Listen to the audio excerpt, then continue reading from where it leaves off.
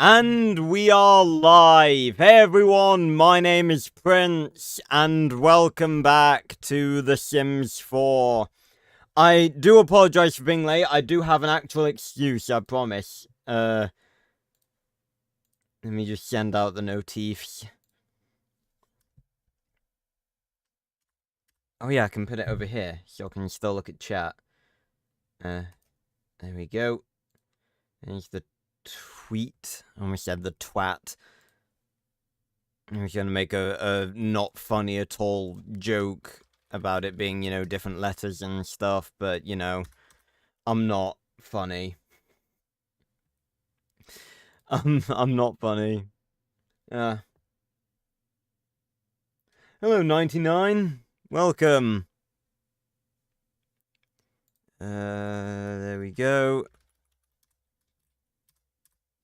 I was gonna say, I've sort of said this before, but, I was going to say it would be good if, I could just set up these messages to happen whenever I go live. That would be a thing. I made the joke about it before, because, I made the joke that, like, I could schedule them to go out at 8, but I'm never usually on time, so it would be pointless, but it would be good if I could actually set it up to send out the notifications to everyone, all the different servers and stuff, like, when I actually went live, and I think you can do that, but the thing, like, the bot I use, for sending out notifications from my videos, you can only do it for, like, one thing, either, like, videos or live streams, so, yeah, it's better to do it for videos. Yeah. Ah. Hey, Boogie. Hey, Raptor. And hello, Guro the cute banana. I can't visualize how much, like, what height that is, Guro, because, I work in feet. Yeah. I'm frog in my throat. And then right up here.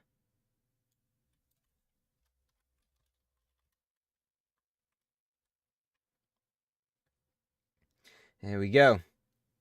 Hello, Destined. Welcome one and all to the stream.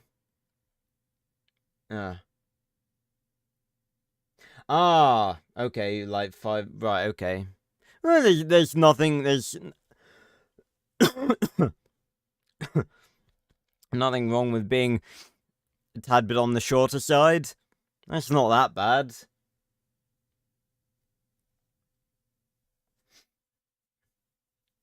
Can can you, tell me what takes about, last 7? I mean, yeah, sure, go ahead.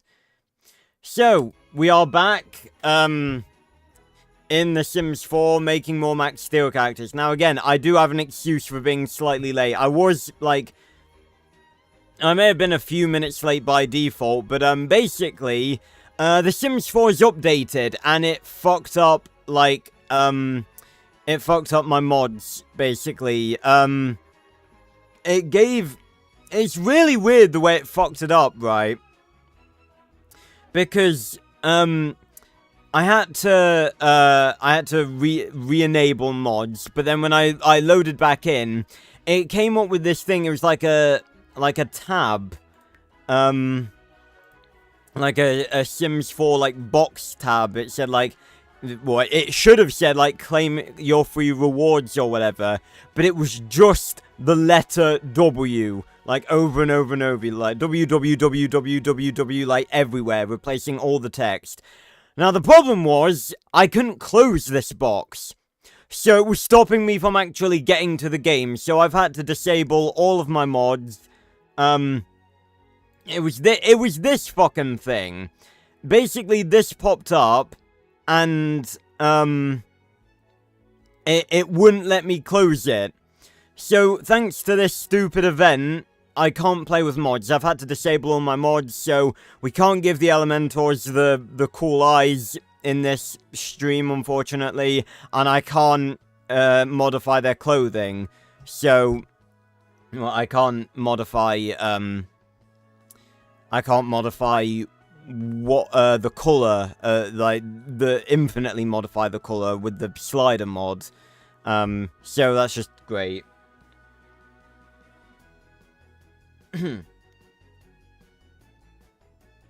Yeah. Again, I saw you put that in the Discord, Raptor. I just don't agree with that at all. Because again, Mom did give a very good counterpoint to that. Like, it's meant to be a spiritual thing. Like, Aang becoming some sort of fucking monster. Like, that's really not in the spirit of Avatar, like, at all.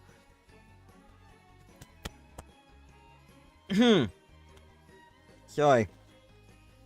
So yeah, I was fucking about with that for a few minutes, trying to see if, like, it was any particular mods that was, you know, stopping that from happening. So yeah, that's just fucking fantastic. So we may, fortunately, apart from like these Elementors that we're about to do, we've sort of gone past all of the characters that would heavily require like modded stuff.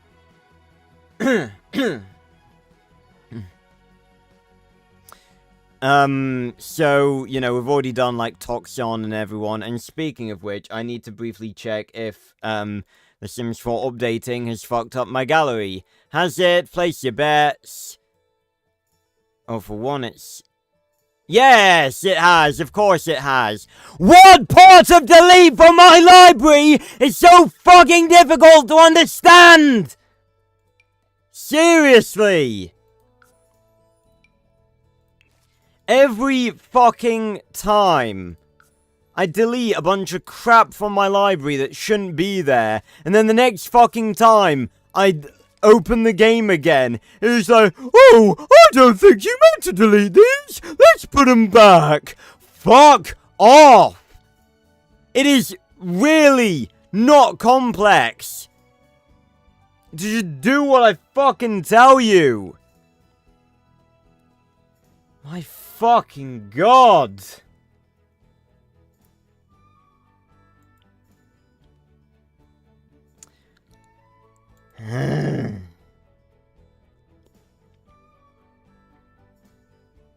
No, it's not even that I'm not in a good mood. I mean, it's the fact that it keeps fucking happening. How shit do you have to be at game design for the game to not even remember when you deleted stuff? Like, it's really not difficult. Why is this an issue? Ugh. There we go. Right.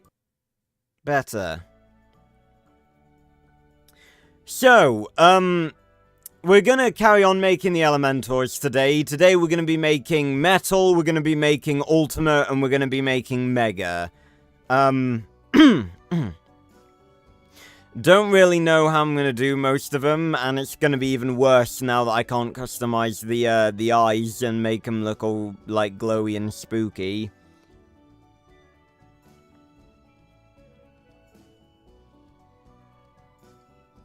And it's really weird, too, because, I think it's literally this that has fucked it. Because I've never had to, like, update my mods before. That's never been a thing I've had to do. Like, I downloaded a bunch of mods. I've downloaded a bunch of mods over the years, and I've never once had to update them. So, also, I noticed this is a thing now. Clothing layering is apparently here. Have EA been fucking tuning into my streams? Because I swear to God, I was literally saying this, like, Oh no, I was saying this on the Marv Zane video.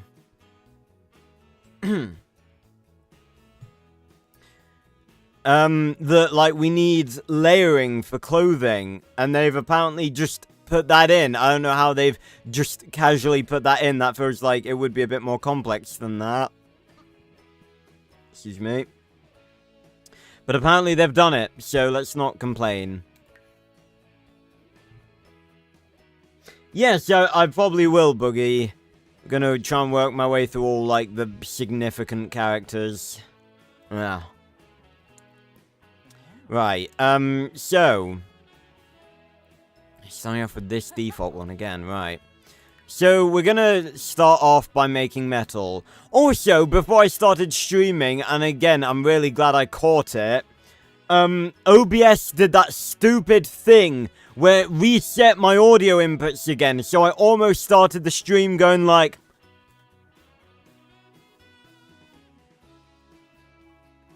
like that, because it wouldn't have picked up my mic. I don't know why it does it. I don't have a fucking clue. There is no logic to or pattern to when it does it, and it infuriates me so much. But yeah, I'm really fucking nothing ever works. I've said it so many times recently, but it's like I ask for so little when it comes to doing these streams and stuff. I ask for shit to work, and that is literally it. And most of the time, I can't even have that. Right, I am pulling up an image of Metal Elementor to sort of get a vibe of what I'm doing. Oh, and I don't have the damn necklace now, because that was a modded Sims 4 really loves to fuck with me, doesn't it? Okay, I gave all the Elementors that necklace to simulate the, the Ultralink core. That, I'm really pissed off now. There's no reason for that to happen. Right, and I'm not going to be able to give them an accurate, I suppose it will be alright for metal. Okay.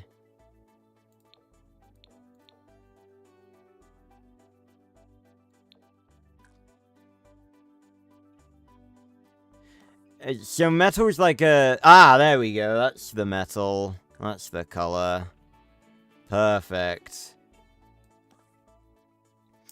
We're very fortunate that default Sims had something worth it.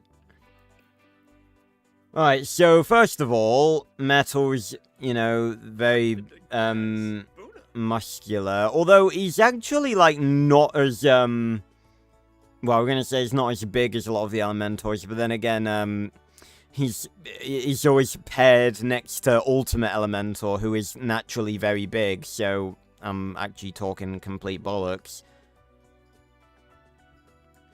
He is very muscular. Right, so, let's try giving him some variety of hair.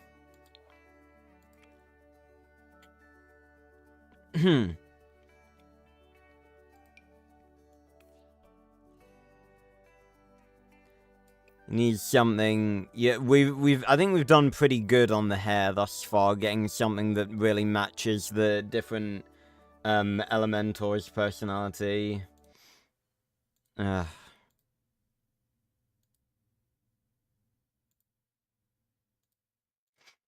Ugh.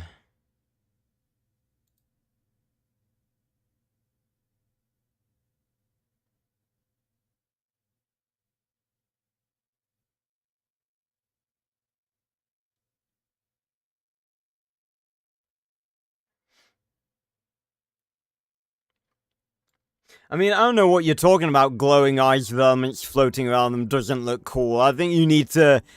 I don't know what... if that's not cool, I don't know what you would consider cool.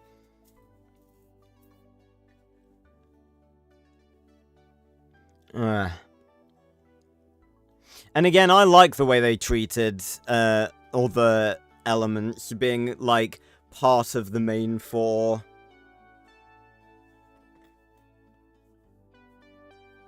There are some that, like, probably should have been completely different. Like, I don't, it's kind of weird that lightning bending was part of fire, but,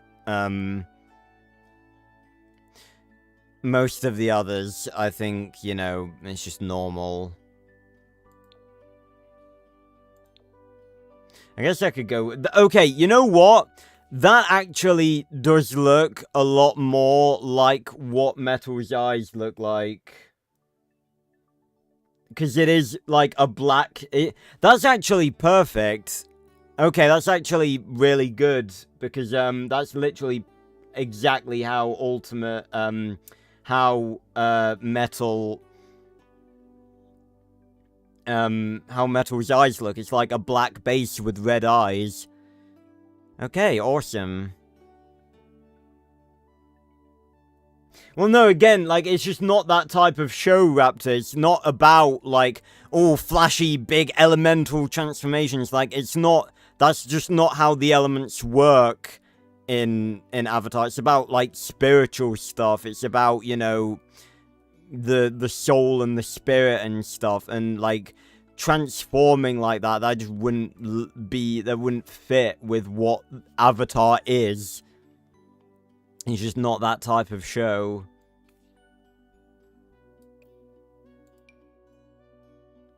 Don't you love it when you pick eyes and they, like, pretty much look nothing like what they actually do? I hate doing this because it's so difficult not to change the fucking size of their eyes.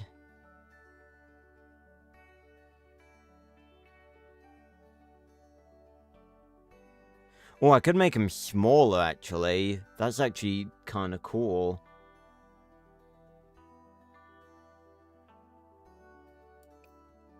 There we go. Right, he's got quite a wide mouth. Yeah, that's pretty good. Quite a wide head. I don't really know what to do for it. I think I should probably make his hair, like, the golden color.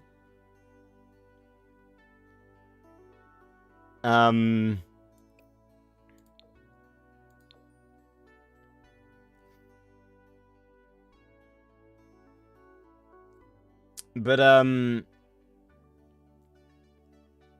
yeah, I think that would fit.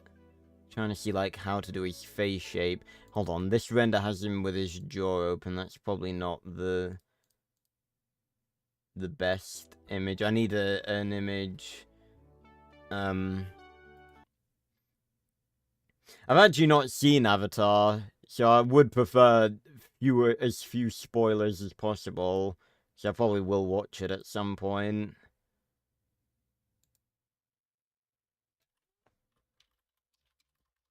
Metal Elementor.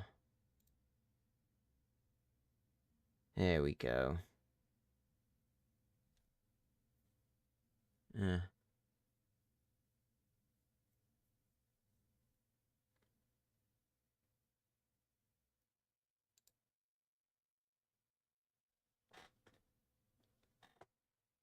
Yeah, I mean, I always think it's sort of a,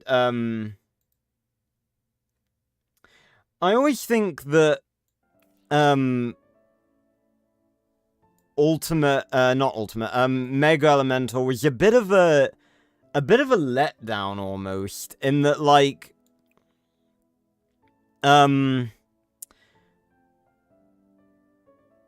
or like Ultimate Elementor, there were so many episodes where we really saw, like, how powerful Ultimate Elementor was, and how many times, you know, he was able to fully be a threat. But,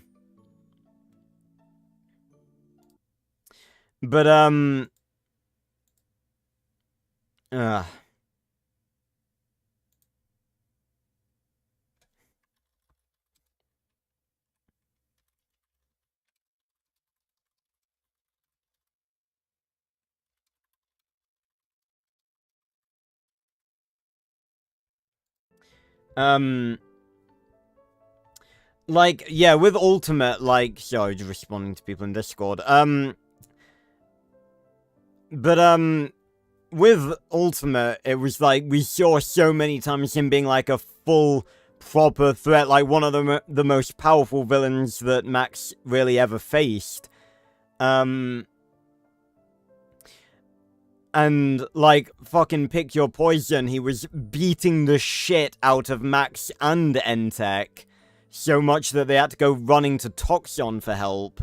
But, Mega Elementor, I feel like we never actually got that, that vibe from him. Like, especially, I think it's more in the fact that, like, Metal being the one fully in control of the body sort of made, like, the fusion less powerful, because it was only him sort of forcing the other Elementors to work with him rather than them actually working together. Because, like, the reason Ultimate was so powerful was because, eventually at least, all of the Elementors decided to work together. And they were all working in tandem with one another, combining their powers in a very effective manner. Whereas Metal, it was like, you know, he was still making use of all the other powers, but it was like him trying to control 5 powers at once instead of, like, the 4 of them sharing the body and sharing the powers, which obviously made them a lot stronger. So, I feel like Mega just didn't, like, obviously by the appearance and everything was a lot more intimidating, and it's like, should have been more powerful, but I really can't think, like, looking through the episodes, I can't really think of a moment where I thought, like, oh yeah, Mega Elementor is, like, more powerful than Ultimate. I'm trying to think of, like, the famous appearances that, like, yeah, in Hot Zone, like, he seemed weaker than Ultimate Elementor, and, like, he'd split up in that one. Basically did nothing in The Legend of J.M. Micro. Makino Strikes really didn't seem that powerful.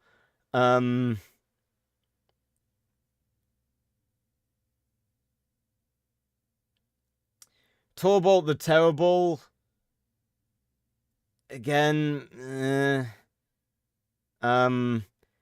Reprogrammed, that only seemed a bit more, he only seemed a bit more powerful in that episode because, Max and Steel had swapped bodies, so everything was more of a threat. And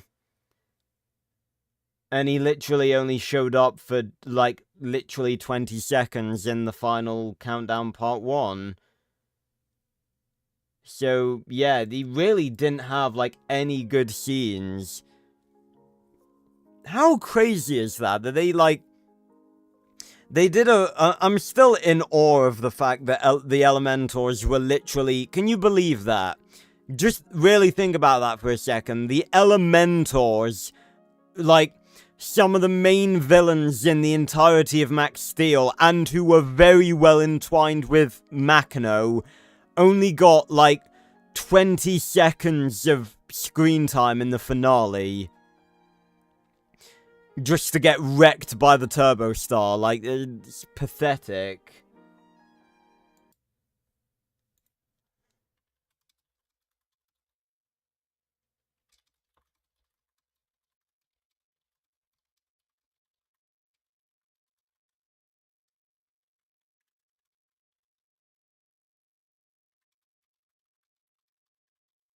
Ugh.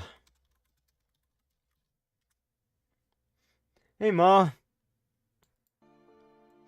So yeah, it's wild that they made a whole, like, you know, they did the whole deal of making making Mega Elementor, and then, like, they never did anything with him. Like, if you think throughout the show, Ultimate Elementor had so many iconic scenes where, like, really showed off how powerful he was. Like, his debut episode, well, not really his debut episode, but, like, his debut full episode, Elements of Surprise Part 2, the dam fight, where he was using lightning and ice and everything. And, like, in the Season 1 finale, and, you know, Pick Your Poison, he had so many episodes, where they really showed off, you know, how powerful, like, Ultimate Elementor was. And then for Mega Elementor, he really didn't have any scenes like that. There was just like, oh yeah, he's even more powerful now. They really didn't actually properly make use of him.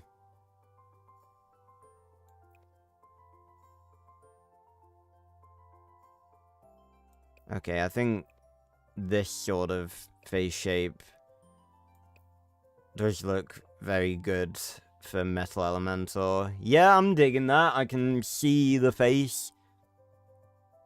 Yeah, I saw it, Ma. Good to see you're hard at work. Oh.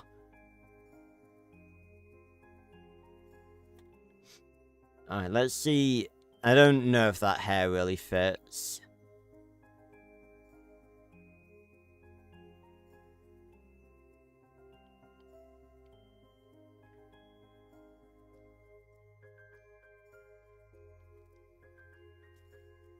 Well, no, I actually know, Boogie, because, I'm not actually entirely certain whether Mega Elementor is gonna appear in Turbified at all. Because, for one,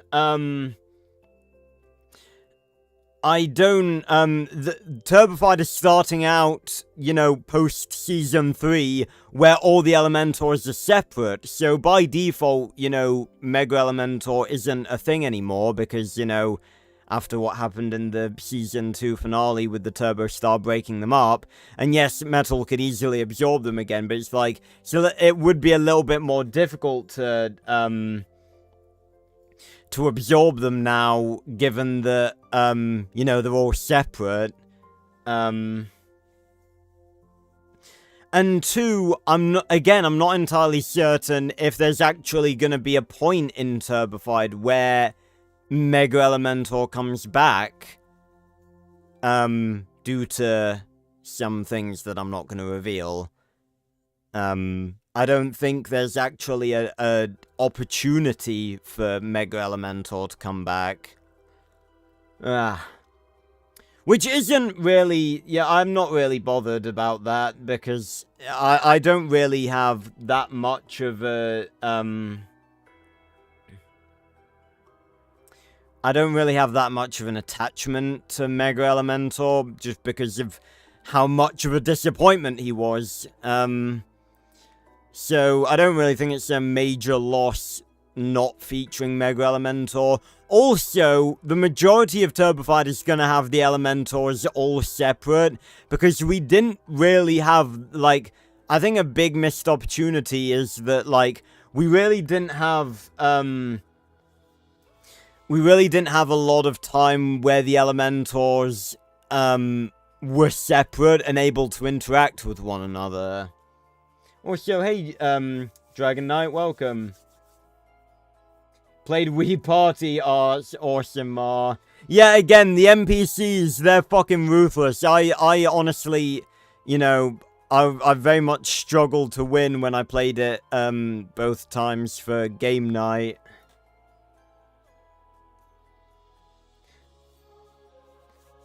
Hello, Quintanar. Yeah, I've already done Extroyer, and Machino. But, we'll probably do Morphos, Mortem. I don't think I have it in me to do Terrorax. I don't want to spread that virus of of shitness anywhere else. But I'd probably do Team Turbo. I've already done Citro, so technically that counts.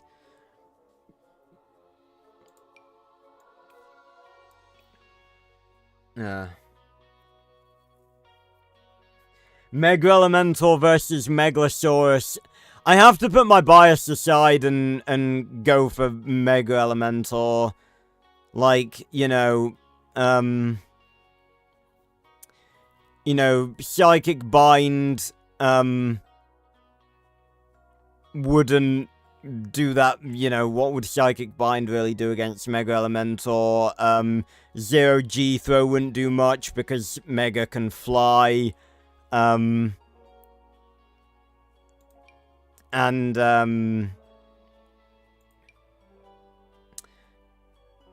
Gigantic Fall would, be alright, but I don't think it'd be that, that devastating to Mega. Whereas, like, the sort of thing with, Secret Dinosaurs is that most of the time they can, like, avoid move cards, which, it's not like that they're really just strong like, Saurophaganax or Black T-Rex. They are stronger than most, obviously, but, they're still dinosaurs with limited energy, and I reckon Mega would probably not struggle at all against Megalosaurus.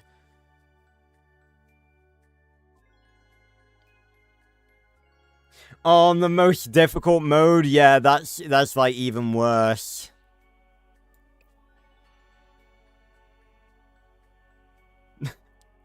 I do not think we're too harsh on Terrarax.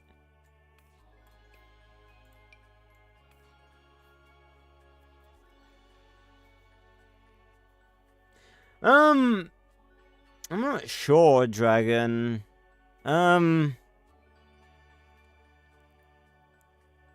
Because it's like,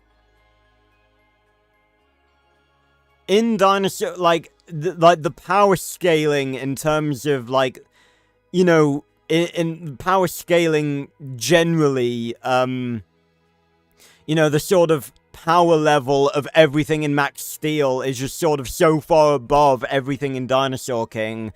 Like, you could put Black T-Rex up against, Mega Elementor, and again, Mega Elementor would probably just pummel the thing. Because it's like, the reason Black T-Rex is so powerful is because it's like, in Dinosaur King, it's dinosaurs against dinosaurs, and it's like, you're either small and weak as a dinosaur, or big and slow, almost.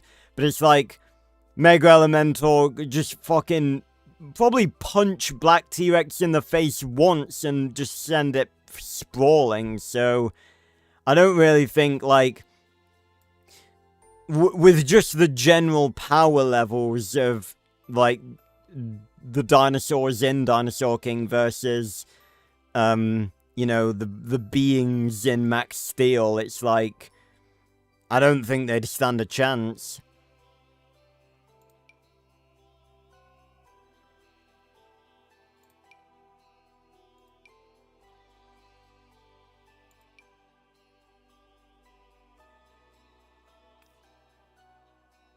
I feel like that could actually fit.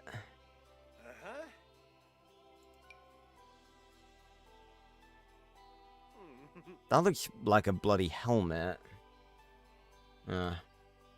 Make him bold. No, I do prefer to give them hair, because, we sort of established in the previous stream that the sort of headcanon for these humanized, Elementors is that, like, they gained human forms and are trying to fit in with society.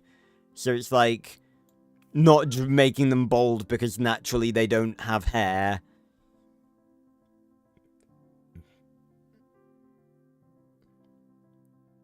Hey, Winter.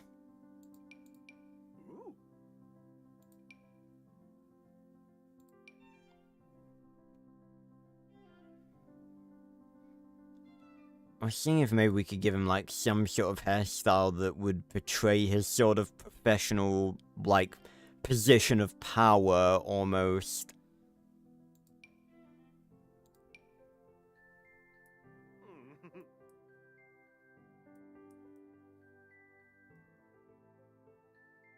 Yeah, well, there may be, a hairstyle like that for modded stuff, but unfortunately, the bloody Sims 4 update has rendered all my mods, unloadable.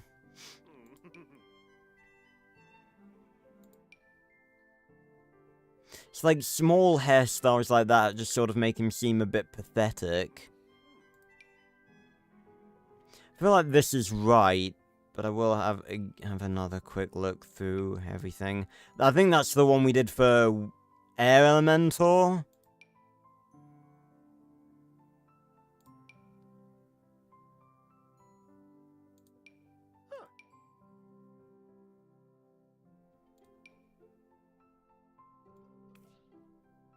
How is that medium?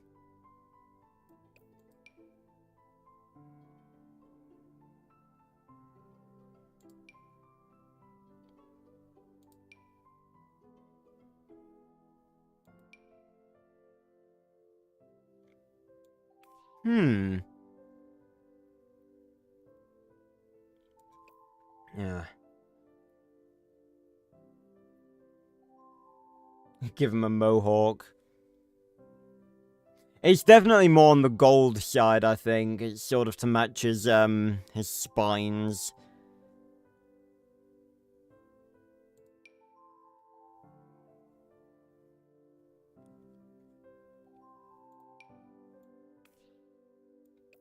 Yeah, I think this does actually fit. Yeah, I'm gonna go with that.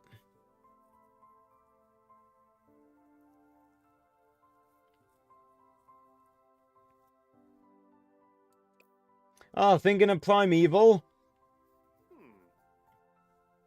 A full review in what way, Ma? Ugh. I mean, I did have a big Primeval phase, like, a couple of months ago. I think it was during Max Steel March, so, like, I couldn't really, not during Max Steel March, during the build-up to Max Steel March, where I was doing, like, exclusively Max Steel stuff. But,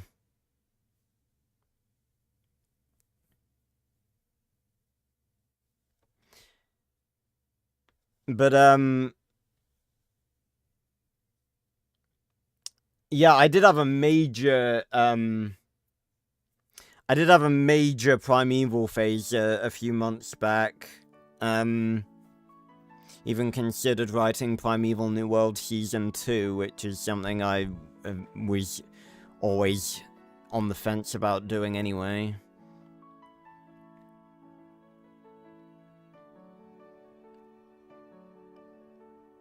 Well, I don't really... Like, that sort of thing isn't really, like, the sort of video I would make. I have also been considering, or I did consider doing a series, like, similar to what I'm gonna do for Max Steel Rewatched, like, rewatching and analyzing the episodes, but, I don't know, it's like, I can't... Can someone just make me immortal? Seriously, because it's like, I want to do all of this shit, and I would if I could. But, yeah, I probably will make some Primeval videos at some point. Oh no, it was before, the lead up to Max Steel March. It was, like, late, like, at the end of, 2025, because I got the, I showed it off, you can see it right, right there. It's the Primeval one of the Primeval, RPG handbooks, and it has a lot of, like, sort of non-canon, but could very well be canon, like, story and lore in it.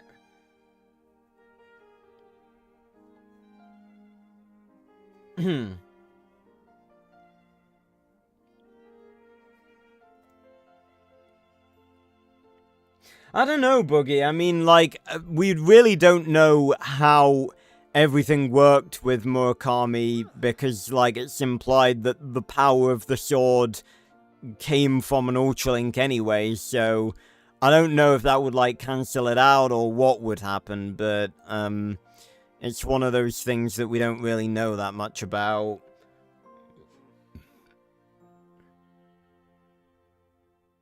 I don't think I would do that, Dragon, probably because that's a bit too much of a mainstream video for me to do.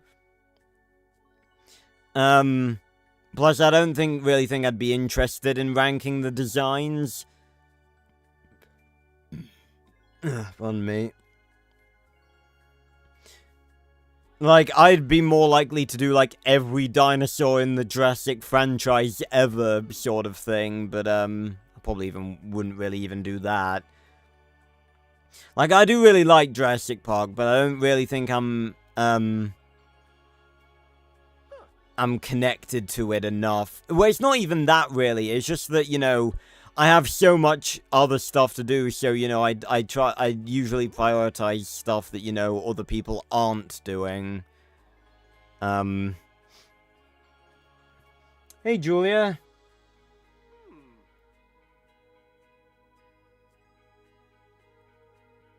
Yeah, it is a shame that they're not available in your country. You should get Surfshark. And that way you can, like, swap. Actually, I don't even know if it's on, like, any streaming platform or anything. I mean, you can get it, you can get it on DVD, obviously. I've got all of them, all of the individual seasons as DVDs. Yeah, I tell you what, if Surfshark ever was to sponsor me, because that's like, you know, as a YouTuber, I'd love for people to sponsor me, but I wouldn't really like to be sponsored by stuff that I wouldn't actually endorse, but I would 100% endorse Surfshark, you know, like you know, VPNs are good, especially, in the UK with all of the bullshit, like, online safety shit. Although in some ways I do think that is good because of all the horrible shit you can find on the internet. But,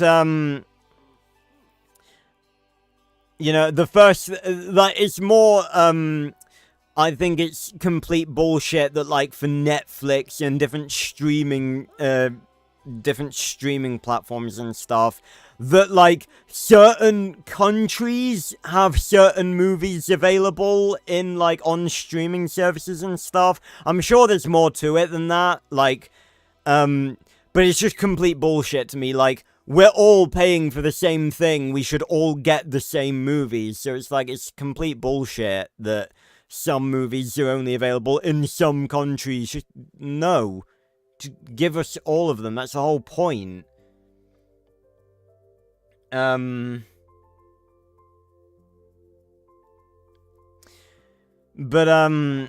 yeah, I would 100% endorse Surfshark. If a miracle ever happens, and I ever get sponsored by a VPN like Surfshark, that will be the thing I will do in the ad. I'll be like, you want to watch Primeval, but it's not available in your country? Surfshark!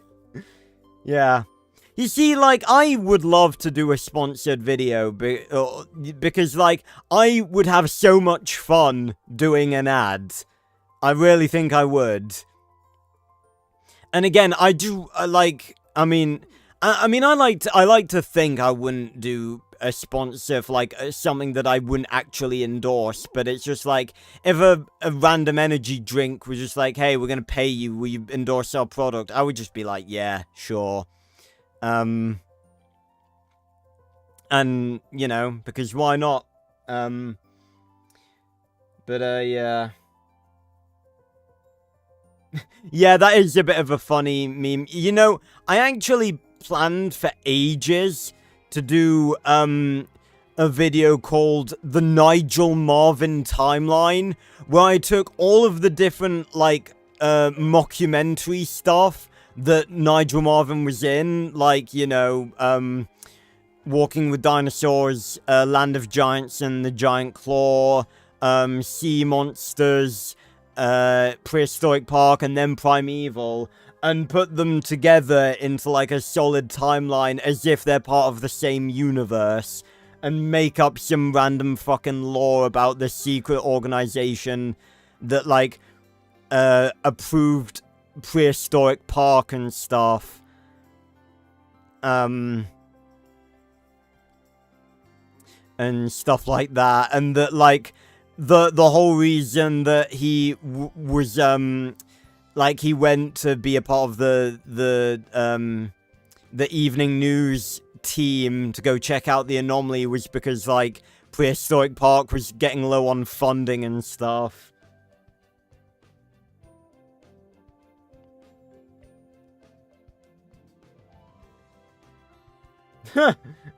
Oh, that would be wild, Boogie.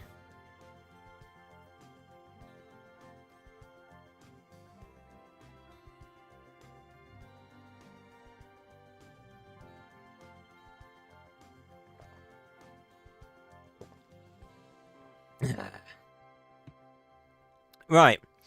Let's give, Metal some snazzy clothes, shall we?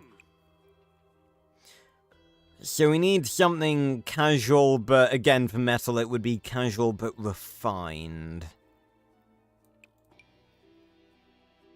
I kinda need to look at, like, hold on, I keep, again, wrong, that's gonna fuck up everything in the gallery.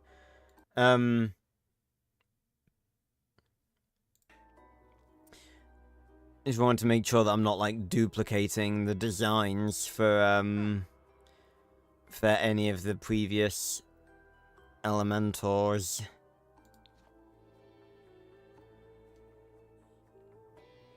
Did I close the damn image? God damn it.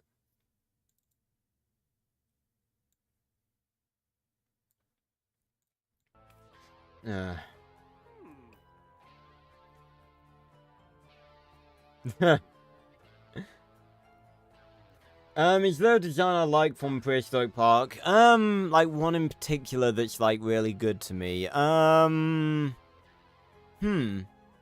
god, you're making me want to watch Prehistoric Park now. Just talking about it, you're making me want to watch it.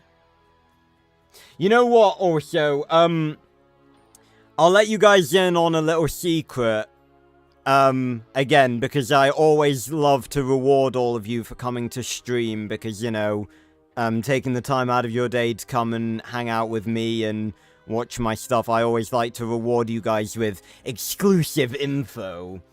For many years now, I've been working on and off of a big project. It's a very ambitious thing, and it's something I can't do alone. I'm gonna need, like, actual multiple people to help me with it. It's something I've mentioned in passing. I don't, I feel like I should have mentioned it in the 10 years on YouTube video, but I think I've mentioned it in passing only on streams. But, must have been like 5 years ago now, I put out a trailer on my channel that you can still go and watch. It's still on there. I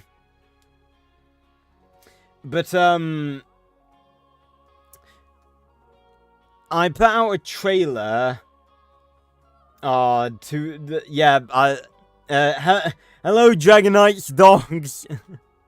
Oh, that's adorable. But, I put out a trailer for something called Tales from the Casualverse. And that is a series, we're gonna call it a little series. It's really not a little series. It's basically, and again, I've put out a teaser trailer and then have said nothing about it pretty much for the past 5 years, because it's always been a project in the background that I've wanted to do, but I haven't, like, just got round to doing. But the teaser trailer is still on my channel. You can go look it up. But, I can tell you guys what it's gonna be, because I still plan to do it. It's gonna be a story series. It's basically gonna be, it's set in Gmod, the sandbox, game, which is, you know, perfect. I'm sure, like, all of you know what Gmod is. If you don't, it's like a sandbox game set in, like, the, set in the Source engine, the same engine as, like, Half-Life and stuff. But basically, you know, it's all about just doing whatever you want. You know, you can download a bunch of different maps from, like, that people have made from different games and stuff like that. And NPCs. And you can spawn NPCs and have battles with them. You know, a lot of people use it for roleplay purposes. And, basically, Tales from the Casualverse is going to be, a series. It's kind of hard to describe what it's going to be. It's going to be, a series focused around a multiverse of different universes and different stories in that multiverse. And, like, each episode is going to be set in a different universe, that is, like, on a different Earth that's, like, has something weird about it, or, like, you know, history happened differently. But there's going to be a main Earth where, like, the main sort of storyline of the series takes place, and that's going to be Earth 3. And the main story is going to follow, a professor, who is played by myself, and his young intern, and their adventures throughout, their world and beyond as they, uncover the mysteries of the Casualverse. And it's not going to be just that, it's going to be, like, stories set in other universes, like, let me pull up the Casualverse document. Again, I've never talked about it this in depth, I think, on stream ever. Like, there's a universe, there's an Earth where it's, like, focused around magic and stuff. There's an Earth where it's focused around magic, but, like, in the modern day. There's an Earth where it's, like, Earth 50 is basically the entire Earth is, like, one big Comic-Con. And, like, it's constantly, it's, like, very... The borders between that universe and all of the other universe are so thin that it's basically a universe made for cameos for people from other universes. It was an idea I took from, oh, well, that makes it sound like it was, like, inspired by a scene from, one of the COD Zombies in Real Life videos done by V2 Rocket Productions, where, in, I think, part 2 of the second, it was COD Zombies in Real Life 2, part 2, where Dempsey gets teleported to Comic-Con. And that just made me, like, that, I came up with the idea from that, so that's where that idea came from. There's a universe where the sun, like, burnt the surface of the Earth to, like, ash, and people have to survive in, like, underground bunkers. There's a universe where the meteor that, hit the Earth and killed the dinosaurs never hit the Earth, so the dinosaurs kept on living. There's a whole, 3-part little mini arc that's gonna be focused around that Earth. The reason I bring it up, because we were talking about Prehistoric Park, is that I did mention this in the best of video. On me. I did mention this, not in the best of video, in the 10 years on YouTube video, but originally, as part of Gmod Productions, I did one episode of, excuse me, of Gmod Prehistoric Park. It was literally just Prehistoric Park, but like my own version of it in Gmod. And, I did it many years ago, and then sometime after that, I started remaking the first episode in a much higher quality, but, basically, the project file that I was editing it in got corrupted, so I lost the project,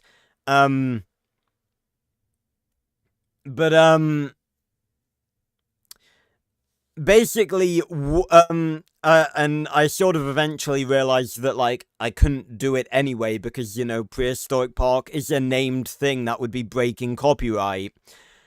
But then I sort of thought, yes, I can't make it directly Prehistoric Park, but there is no reason I couldn't do, like, a spiritual successor that is pretty much the exact same thing. So, one of the series that is gonna be part of Tales from the Casualverse is a series called Dinosaur Park that takes place in, on Earth 166.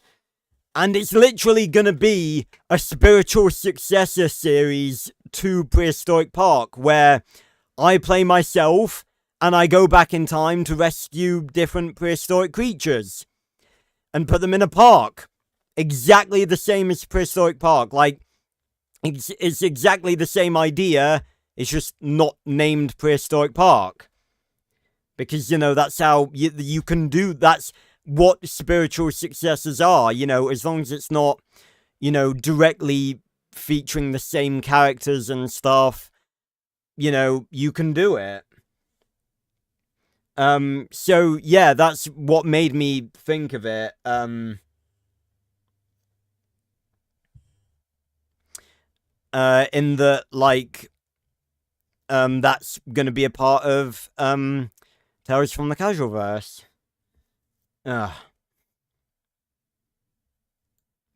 So, yeah, there you guys go, teaser for,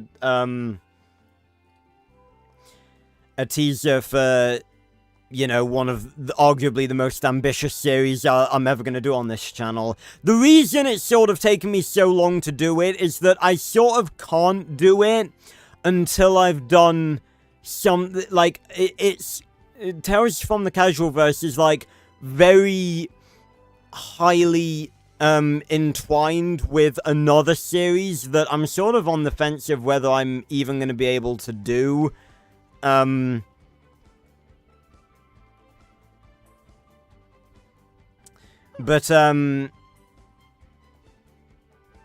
But yeah, so it's sort of entwined with highly entwined with a different series. So, you know, I couldn't really just do it. Well, that's not really weird in, like, how that works, Mar, in that, like, because you can't copyright an idea, like, with that sort of thing, you know, you know, it's just the idea of going back in time and, like, you know, rescuing dinosaurs. Like, that is an idea. You can't really copyright that. It's like the actual, like, named stuff in it, like, you know, the name of Prehistoric Park, like, and the, you know, the characters within it and stuff. Right, we've been live for like an hour, and I've basically done nothing. But we're all having a nice chat, so that's fine. That would be pretty interesting, Dragon. Like, the powers of the Jurassic World games, like, world sculpting. That's kind of sort of relevant to something in the casual verse, technically. Yeah, I was thinking about that when I was saying that sort of stuff. Fucking greedy fucking bastards. Right, I don't know if this actually fits Metal, because I don't know if he's really, like, snobby. He's sort of, like, aggressive.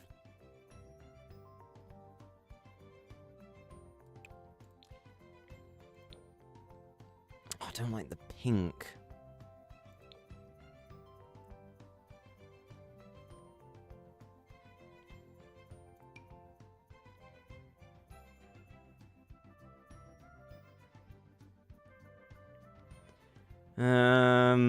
Something casual, but again, casual but sleek.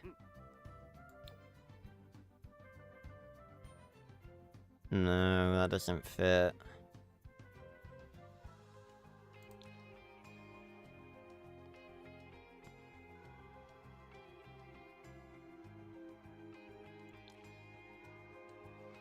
Casual but sleek.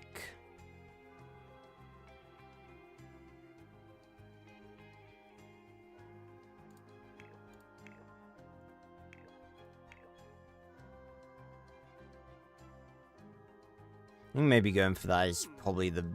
I don't know, I don't like the color. No, the color doesn't fit. We need, like, dark grayish blues and yellows for Metal. Ugh.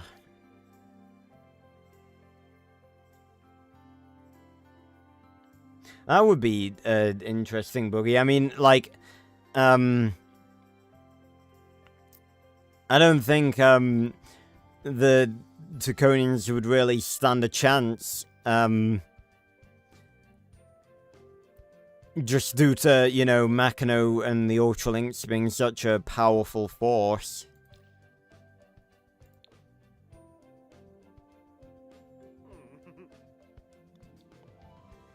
Again, I still go off the theory that not all Draconians were turbocharged, simply because I think it's very sort of unrealistic. Oh, that could be a bit... Yeah, that's a bit better, because that's more of a metal-y colour. I don't like that. What the fuck is that all about? That is so weird. Yeah, I'll go with that.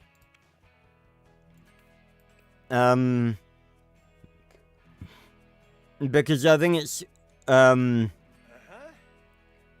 unrealistic for Machino to have won if, like, every Draconian on Tachyon was turbocharged. Like, how did Machino, I mean, again, they did say that Tachyon resisted like no other planet, so... God's sake, why am I not... I swear to God, I sit in the exact same place every single piss in time, and I'm never in the center of my camera. It drives me insane.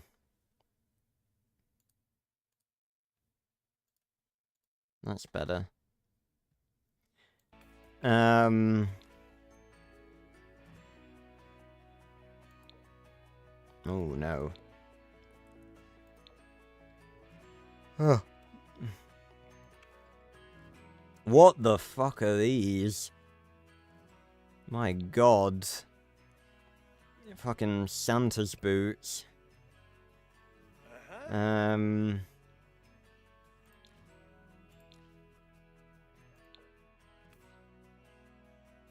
Yep, okay. That's good.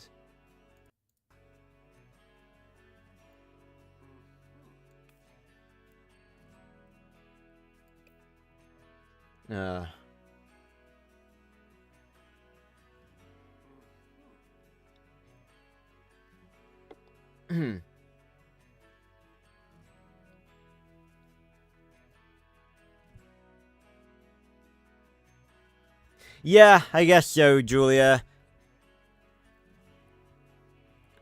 It is an interesting I mean, I guess,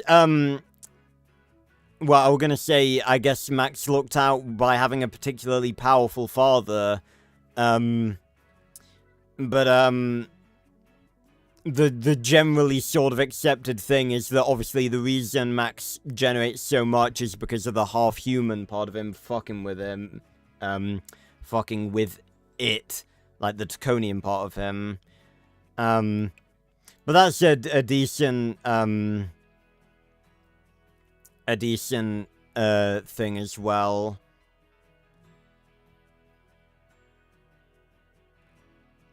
My sort of, again, I've talked about this a lot before in that, like, my headcanon for it is that it works similarly to Time Lords from Doctor Who in that, like, you have the base Gallifreyans, which are just, like, you know, people, but, you go to the Time Lord Academy and then you get given the ability to regenerate the same way that Draconians get given the ability to generate turbo energy. I'm gonna go into that sort of stuff a lot more in Turbified and like my version of, you know, where turbo energy comes from and stuff. Because that's the thing, like, I feel like that sort of lends itself to Season 3 as well, in that, like, Jim said, like, in Wrath of Makino, I can teach you what turbo energy's all about, and then said where it comes from. Well, if it just comes from Draconians, what is there to tell? Like, it comes from us, our blood, our bodies and stuff. So that sort of implies that it, you know, that it comes from somewhere else. And then it's like, what is the turbo chamber? Like, how does that work? How do you sort of create a chamber that is, like, in itself imbued with turbo energy?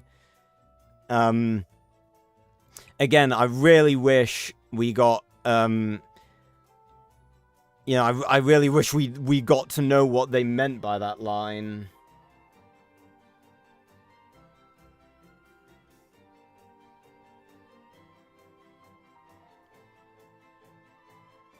Yeah, I feel like, you know, that's a common thing in, like, every sort of media like that ever, Ma.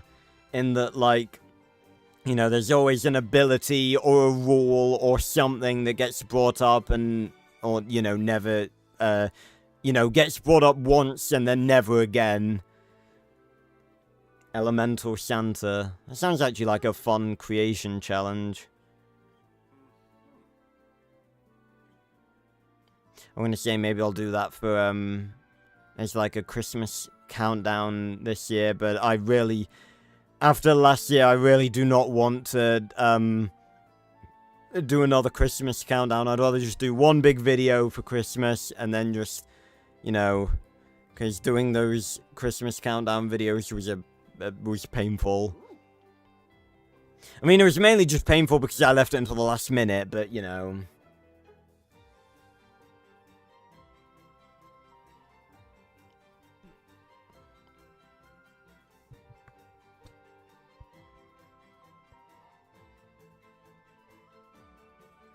Yeah, it's more like, I think, again, in canon, it's meant to be that there weren't any survivors. Like, Steel literally says that all Draconians were wiped out.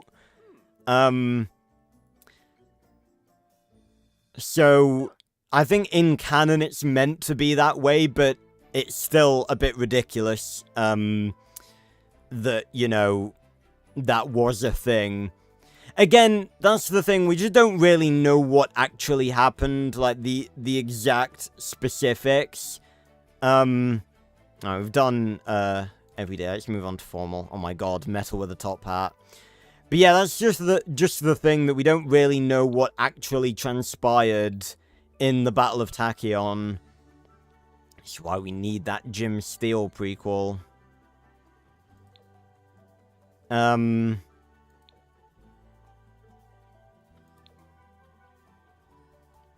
But, I feel like there's, you know, you could fill in the gaps with a lot of different stuff. I think I discussed this, in a previous stream, in that it seems to me my perspective on it is that, like, it seems as though Makino caught them by surprise in some regard.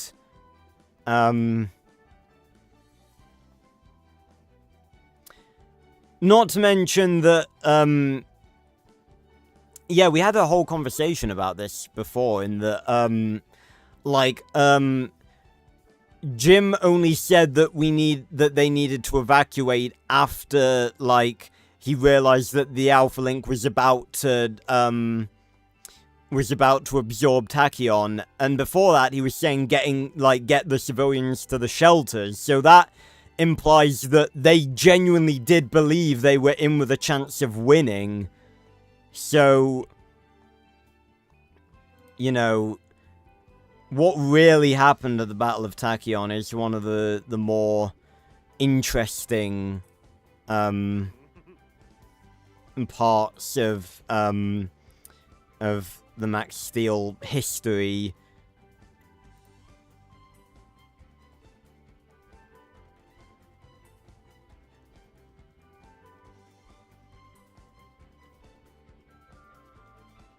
Well, no, that just doesn't make any sense, buddy. Like, we can't generate turbo energy because we're humans. That's just, like, what?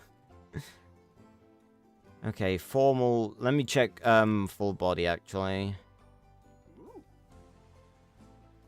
There's, like, hardly any good full body suits.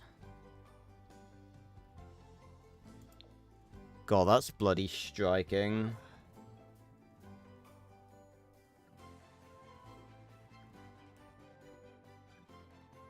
Ugh. The thing is, I think if there were, on the one hand, I like to,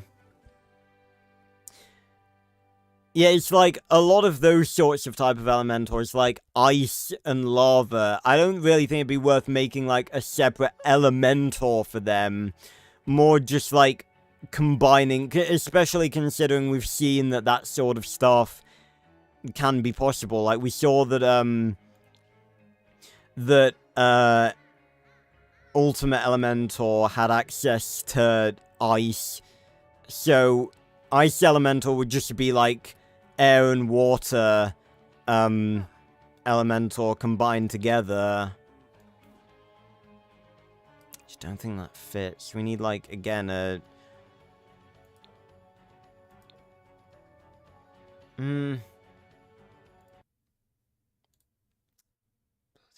No. There we go. Yeah, I think that actually fits. And then...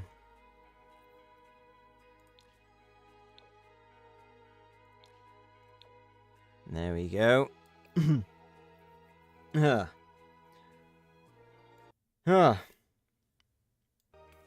think, like, that shouting at the start really did a number on my throat.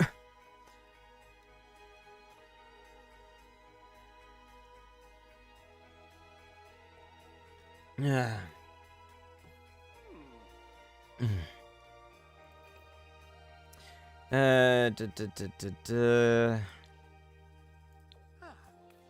Oh, no, definitely not.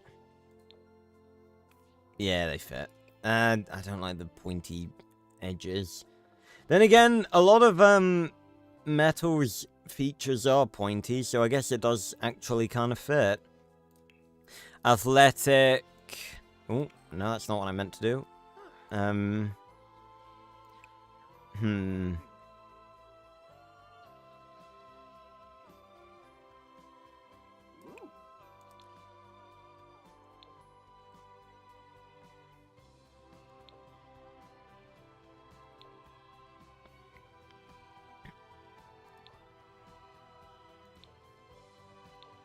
Yeah, I think that could work. Although I feel like I could do with an outfit that portrays that he's more serious about his muscles and stuff. Perfect. More serious about, like, his strength.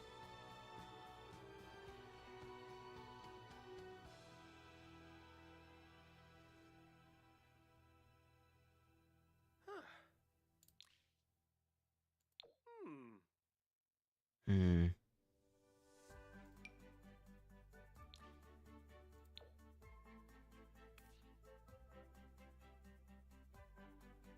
Maybe just that.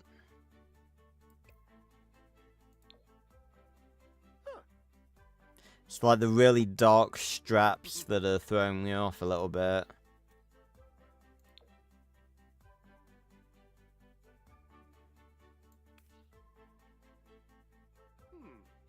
Yeah, I think I'll go with that. Ah, yeah.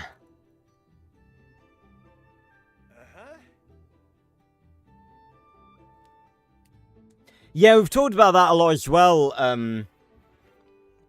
Dragon. First of all, I wasn't, aware you were part of my sort of Max Steel, group of fans as well. I remember you being pretty prevalent, like, in the Dinosaur King, group. But that's cool that, you're part of this as well. That's awesome. But, yeah, we've talked about a lot of different stuff on these streams. But, I do think, again, it's mainly that a lot of Ultralinks aren't programmed to have free will. So the concept of, like, betraying Makino is not even remotely a thing to them. But,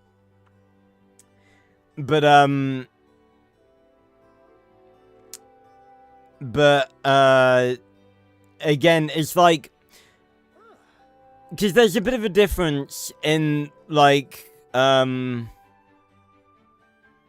most Ultralinks, you know, that just in general, they are completely loyal to Makino because they're not programmed to think.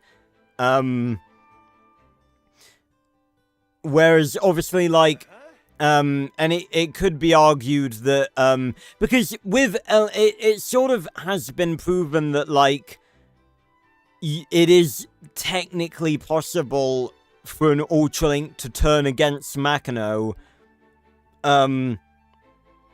after presently being loyal, with Elementor, because the entire, most of the show, Elementor is, like, the Elementor in reference to Ultimate Elementor, at least, the original 4 Elementors, they are, like, completely loyal, to Makino and to, well, sort of to Metalak. But then, in, Season 2, Episode 7, at the end of, Deep Turbo Blue Sea, they give the Turbo Star piece to Dread, knowing full well that Dread is most likely intending to betray both Metalak and Makino at some point, and they give him the piece. So it's like, while Ultralinks like Steel and Torbolt, they were sort of good from the start. That's different in that, like, and again, it does sort of go back to the point that, like, it's a very big theory that the Elementors are Omega-class Ultralinks like Steel, so that could sort of explain their ability to sort of think for themselves a little bit. But that's a little bit different in that the Elementors were loyal to Makino, but sort of gradually drifted away from that, whereas Steel and Torbolt, pretty much from the get-go, there was something different about them. Like, immediately they were thinking things that no other Ultralink that wouldn't even occur to regular Ultralinks. Like, with Steel noting that, the Taconians are brave and honorable and protect the innocent. Like, that is something that no Ultralink would even notice, because it's just not in their programming to notice that sort of stuff, to pay attention to that sort of stuff. And the same with Torbolt, in that, like, he showed remorse and hesitation and sympathy, and these just are not things that Ultralinks are programmed to experience. So, I do kind of wish we got more information about that sort of thing. Again, I do think it's more of like a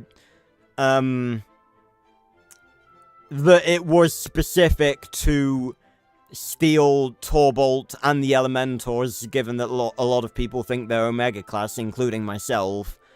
And that Torbolt was just another new, more advanced variant of Ultralink that happened to have the ability to sort of think for himself as well, the same as Steel. Again, that sort of stuff I'm gonna incorporate, like, is gonna be a big thing in Turbified. A thing I'm excited about in Turbified, in that, like, obviously in, Season 1 was very much like a sort of, less focused on action. Obviously, we did have a lot of action, but, the sort of overarching plot of Season 1 was sort of quite small scale, in that it was sort of focused around Max and Steel slowly discovering the secrets and the mysteries of everything that, you know, that they were trying to discover, like about Max's father and Steel's origin and the other Max Steel and the transmitters and everything. Whereas Season 2 was a lot more, you know, high octane and bigger scale. And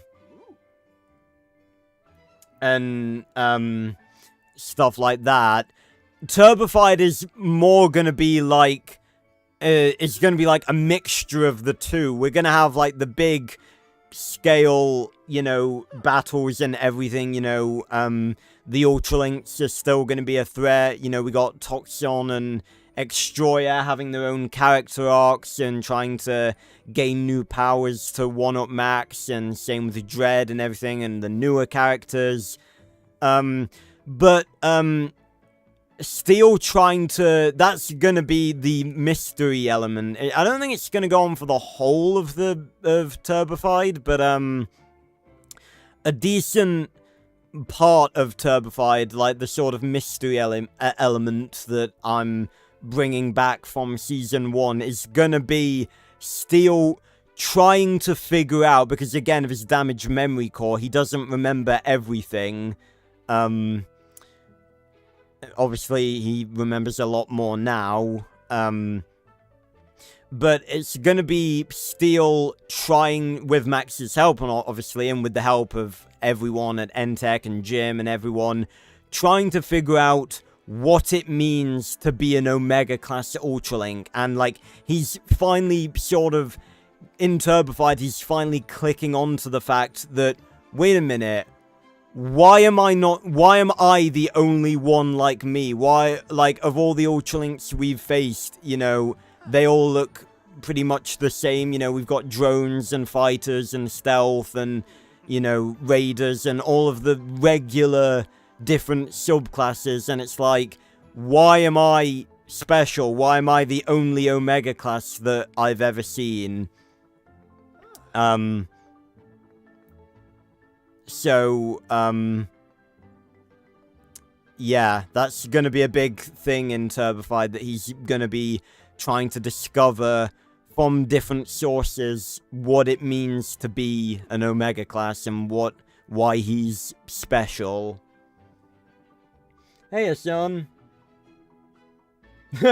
Yeah. I mean, why not, Julia? Fossil Elementor. I mean, that's kind of like what the, that was like one of the main forms that, like, regular Ultralinks took. They weren't really Elementors, but, like, the fossil monsters. Pollution Elementor. Again, that probably should be, like, Air Elementor, but, like, green or, like, brown.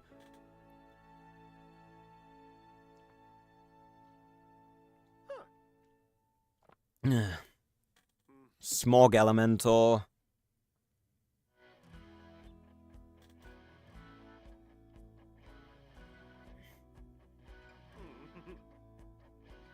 Yeah, those are the only other two, well, apart from the Elementors, again, if you want to believe that theory, I do. But yeah, obviously we had Extroyers, Ultralink, and X376. Now, and that's the thing as well, Steel didn't really get a good look at X376, like, like, he saw him sort of flying towards them, but didn't really get a good look at, like, you know, just didn't get only got a very brief look at him, because he only really noticed him a couple of seconds, before he hit into Max, and he knocked Max off the turbo cycle, and Steel was still in the turbo cycle, so he didn't really get that good of a look at him. Although Steel, you know, his memories are sort of permanent,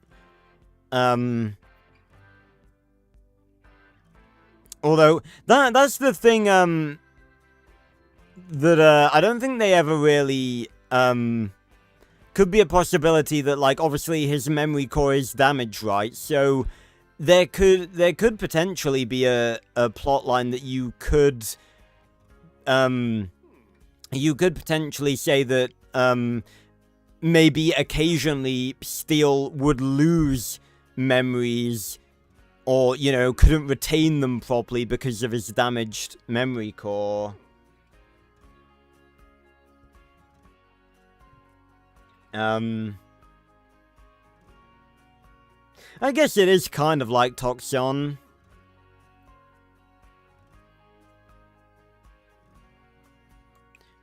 Right, I'm terrible at, like, multitasking. You guys know this.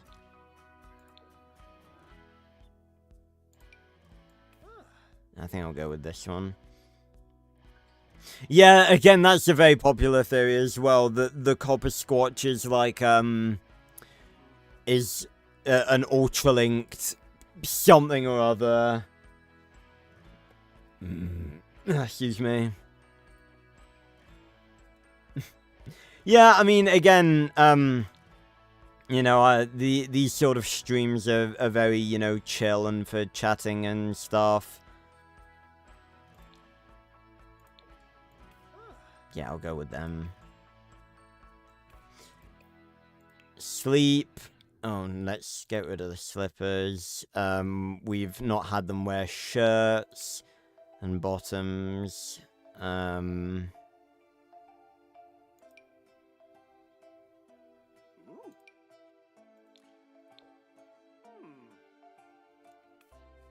Those look more like swimming trunks.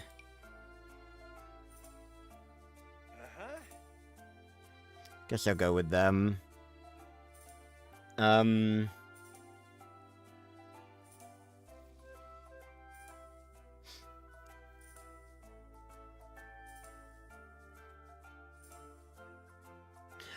actually not a bad theory, Julia, because it is actually quite interesting that Steel went exclusive, like, tried to ultralink with Jim. But I guess, you know, ultralinks have linked with living things before, but that is an interesting theory. Again, I do have more thoughts about what I believe, Omega class ultralinks to be, although I can sort of talk about, like, their linking capabilities. Like, I don't want to talk too much about it, because obviously that would be spoilers for Turbified, but, like, again, I think Omega class ultralinks are sort of just, characterized by unique linking capabilities, in that, like, for instance, the fact that Extroyer's ultralink, and again, you could go 1,000 different routes with what happened with, Extroyer, in that, obviously, you could say that, you know, the explosion probably fucked a lot of things up. But it's like the fact that, you know, Extroyer is linked, like, his abilities come from the ultralink. So it's like the fact that the ultralink gave him the abilities that it did, and the fact that it happened to be an Omega class, and the fact that we've never really seen anything like that. It's sort of, you know, it's just unusual. And with the Elementors as well, the primary theory about the Elementors being Omega class is that, like, they bond with stuff, with elements that aren't physical. And the fact that we've never seen any Ultralinks bond with those sort of stuff before. Obviously, the only one we've seen like that is, you know, there were multiple Earth Elementors. But, it did seem, from what we saw in the flashbacks, that the Earth Elementor we know seems to be more powerful and has more of a control, more of a, like, more in-depth control over Earth. But in terms of, like, sort of not fire, because I think you could argue that fire elemental could, you know, could have, like, linked to, like, a campfire or something, considering it's not pure fire. There is some, like, stony, burnt material in fire, so you could argue that. But, like, air and water are not physical. Like, there's nothing, you know, Ultralinks have to hit something to link with something. You know, and with water and air, you know, you could argue that, you know, you could hit the surface of the water, maybe, but again, that's a bit of a stretch.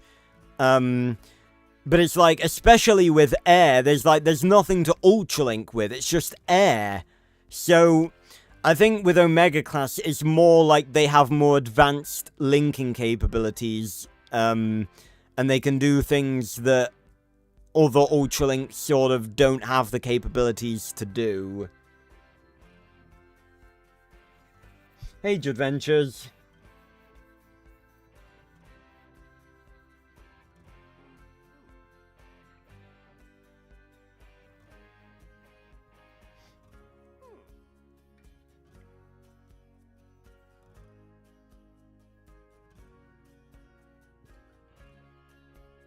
Well, I don't think, there's not really any precedent for that, Dragon, and I sort of think that it's not confirmed, but, I've always believed that the first Battle of Earth was, my sort of perspective on it, my headcanon, is that, the first Battle of Earth was the Elementors' first battle, and that as Omega-class Ultralinks, they were put in charge of the assault, and the reason that they were left on Earth was punishment, for failing the attack. Excuse me. Because Dredd did say in episode 3 of season 2 that Elementor specifically failed to take the Earth years ago. So it does seem as though either Air Elementor or just the 4 of them were sort of a higher position. Like, because it's like, why would Dredd, if it was an entire invasion of Ultralinks, why would Dredd single out Elementor, saying like, oh yeah, he failed, not Makino, not the Ultralinks, not their armada in general, specifically Elementor failed to take the planet. So that implies that they were somewhat in charge of the assault. Again, there's no guarantee that it was their first assault, but I think, like, narratively, it makes sense. Not to mention, obviously, that Earth Elementor's rocks are very much like an Earth color, as opposed to, like, the alien planet that we saw that other Earth Elementor on. Not to say that, like, other planets couldn't have brown rocks, but, you know. Right, so that's sleepwear done. Oh my goodness me, look at those accessories. That is interesting. Yeah, this is... What is this? Party? Okay.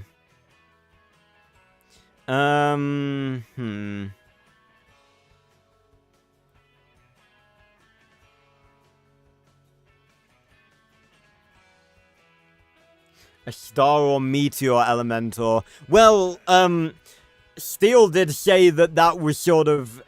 Meteor elementor, I think, would just be, like, Earth elementor, because, you know, it's still a rock.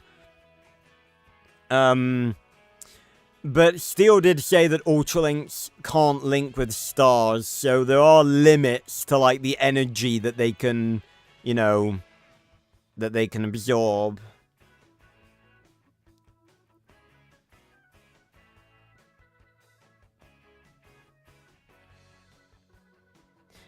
I don't know, Hassan. Again, I think they'd all try and get jobs. That would be it'd be really funny seeing, like, Metal Elementor is like I don't know, like the boss at like a law firm or something. like he's just in a court case, and he's just like the dude's just like, I take the fifth. He's like, you can't take the fifth. Answer the damn question, human slug. Now I'm just imagining them all in the different jobs, and I'm loving it.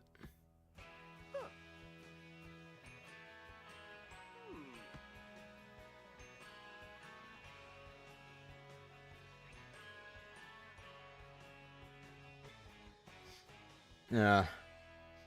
Yeah, you're not wrong, Jadventures. Whoever put Earth as a commanding officer would be... Yeah.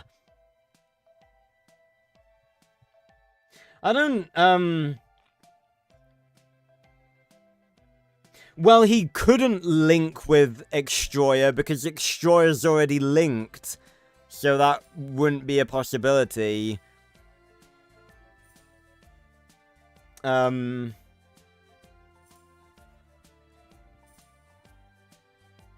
That could be a potential, thing, Julia, but I think the defense grid was probably something that they put in, like, I don't think they'd be able to immediately whip that up, like literally pretty much, I don't know, like the same day that like, Machino and his forces left Earth. So, I think it would have to be that they were purposefully left on Earth. Zelek said something about that in Haywire. He called it their displacement.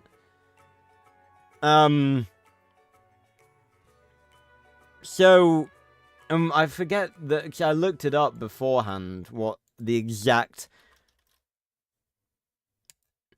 the exact meaning of displacement was. The situation in which people are forced to leave the place where they normally live.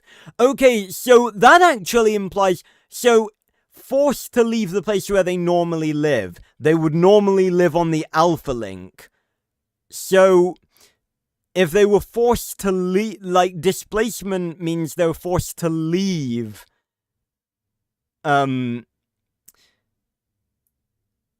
the Alpha Link. Although you could say, like, they were displaced from the Alpha Link. But again, like, it wasn't that, like, they were... Because I don't think there was anything stopping them from returning. So, yeah, I do think that they were... And I think it makes sense for them to have been left there.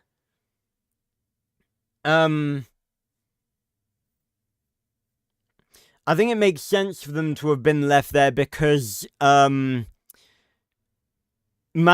obviously knew that he would be coming back to Earth.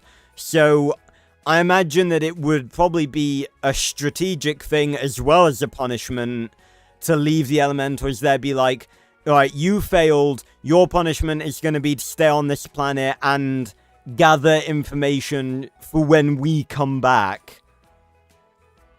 And you can stay here while the rest of us prepare for the invasion. And again, Elementor definitely had, like, the four of them definitely had some, at least air. Air, if nothing else, was the commander. If it wasn't the four of them, it was at least air. I do think it was probably the four of them in charge, like, together. Because Elementor, was, like, became the leader of, Makino's fleet, while, you know, when the Myconian invasion started again, and Makino spoke to him, like, as if, you know, he put Elementor in charge, so it's like, he didn't send Metalak immediately, so Elementor clearly has some level of authority over other Ultralinks. And yes, Max was linked, but,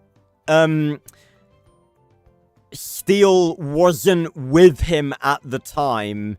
So I think Makino sort of replaced Steel's spot, whereas with Extroyer, his Ultralink is, like, already inside of him.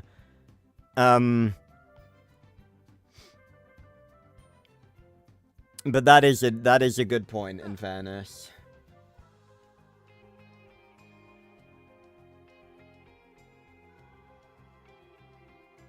Yeah, I have wondered, like, if it would... I think, like, it, you know, if you were very delicate... I mean, I'm going to say if you were very delicate, but then again, we've seen how painful the process of removing an Ultralink, And then again, that may... I was thinking about Forge, and, like, he seemed to be in pain when the Ultralink was being removed. But I think that might have been, like, the Ultralink screaming rather than Forge. The same with, like, Kirby, Butch, and Sydney.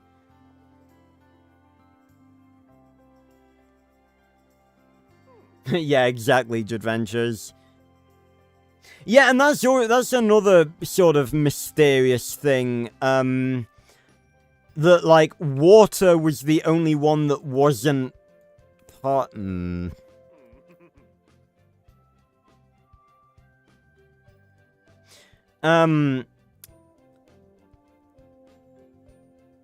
Water was the only Ultralink that wasn't present, wasn't shown during the Battle of Earth flashback with Jim. And I've always found that a little bit weird. Like, what made them choose to do that? Like, they showed all three of the others, but not Water.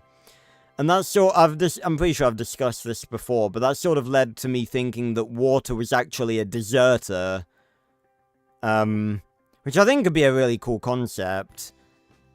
And especially considering, like, if we're going off the idea that they were banished to Earth to await the Myconian invasion to return, it's sort of curious that Water was trying to leave Earth.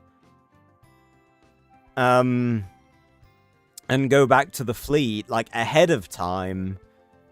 He's got... If he was, like, outlawed, outcast to Earth, and he was trying to, like, leave his banishment ahead of time, he's got balls, I'll give him that.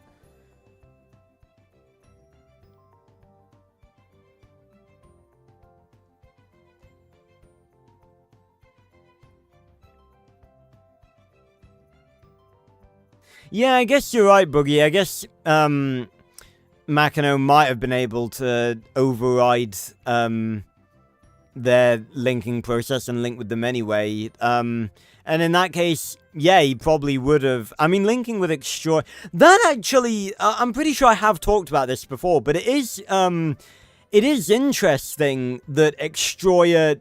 I feel like Extroyer should have... It would have made it a little bit busy, I think, but...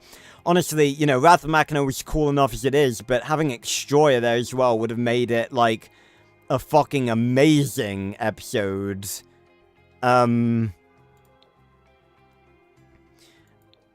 How is that great? Look at that, that's great, and it comes up with green. The fuck? But, yeah, it's kind of curious that Extroyer didn't get the message from Makino. Maybe he did, and he just chose to ignore it. But I feel like, he, of all people, probably should have, or would have, gone to get Makino's, headpiece. Because, you know, he's always after more power.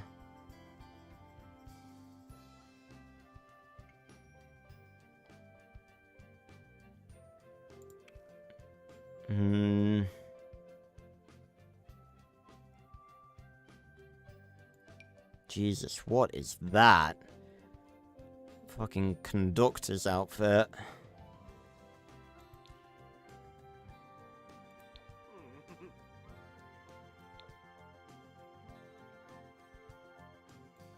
Perfect.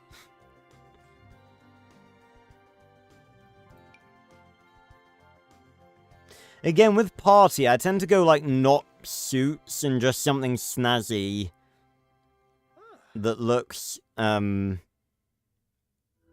But I'm pretty sure I've already used this one.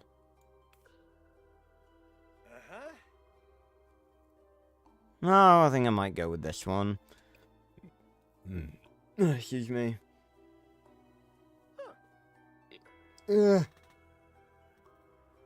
Yeah, the Reaper links.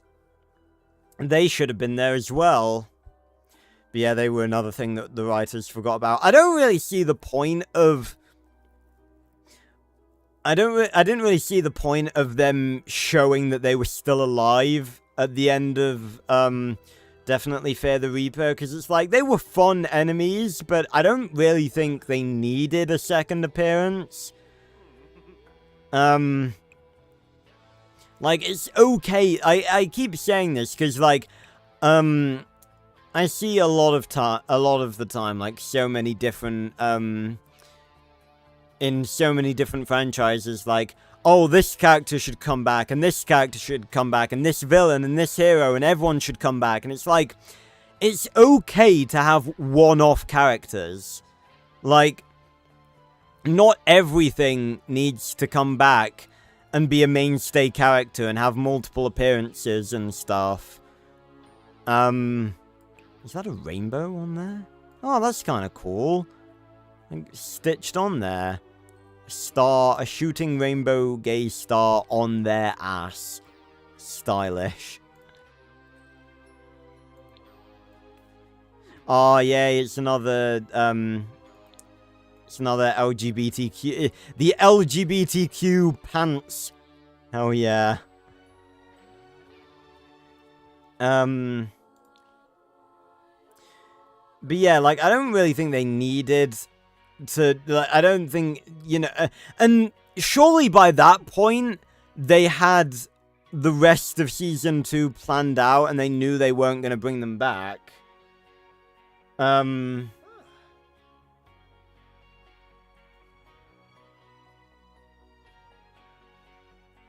don't know, Dragon, to be perfectly honest. Like, Extroyer's Ultralink Reserve is, again, in about every single way, is mysterious. Like, the fact that it had its own... The fact that it had its own ship that it piloted... Like, the cockpit was for an Omega-class Ultralink, and we see later on, that's not a thing. Single Ultralinks don't pilot ships. So, that was obviously, like, before they'd sort of settled on the designs for Machinian ships and stuff. But, like, that alone is a wild thing that they never really expand upon. The fact that it was, like, in a separate pod, and it wasn't in, like, its pod form, so it was, like, I don't even know if it was in, like, hibernation. Maybe it was, like, some sort of regeneration or healing pod for Ultralinks, I don't know. But But that's especially weird considering that at that point they have shown, like they showed in the very first episode, the Ultralinks have pod forms and regular forms, and yet seemingly that Ultralink was in regular form, but at the same time inactive. See you around, Boogie. Thanks for stopping by. Ugh.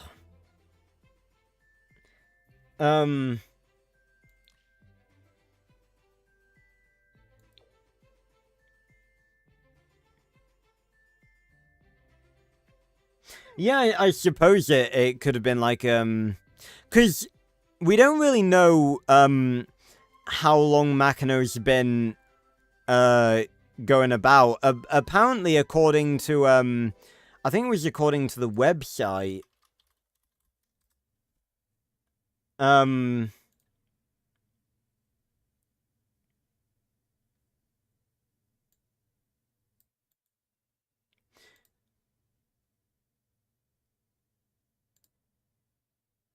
yeah, I personally disagree with this. Hold on.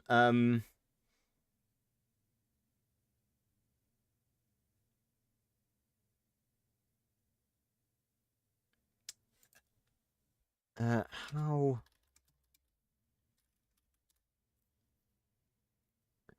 Okay, so I firmly disagree with this theory. With this statement, and again, not a lot of the like stuff with ages and stuff, we've talked about this before. A lot of them are like just really unrealistic and do not match what the characters look like. Also, the website stated Steel to be 16. Like it was like 324 mecha cycles or whatever. Which is equivalent to 16 years old, but obviously that can't be true because he existed before Max was even, like, conceived.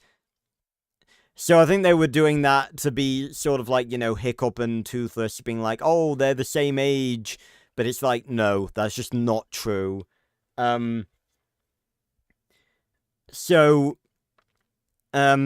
Off of that vein, not everything on the website is accurate and should be taken as accurate, such as the fact that the website apparently stated that Makino was eons old, and an eon is 1 billion years. And again, just for reference, the universe has only existed for 13 billion years. So 13 eons, that's not, like, that long compared to how long Makino's been a thing. And if you think about, the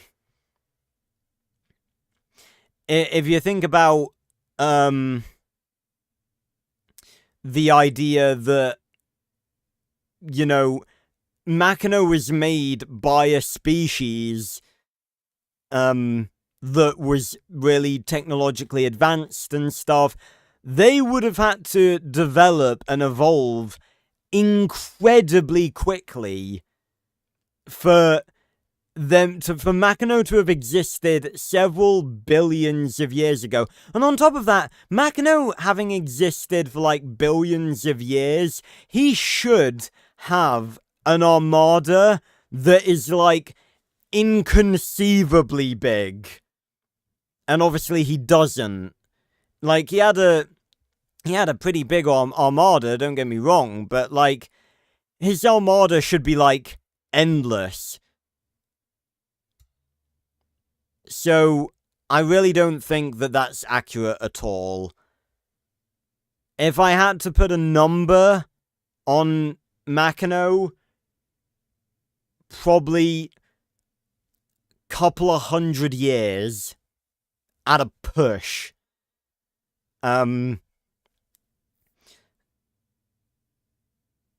So, yeah. I don't think he's been around that long. No way.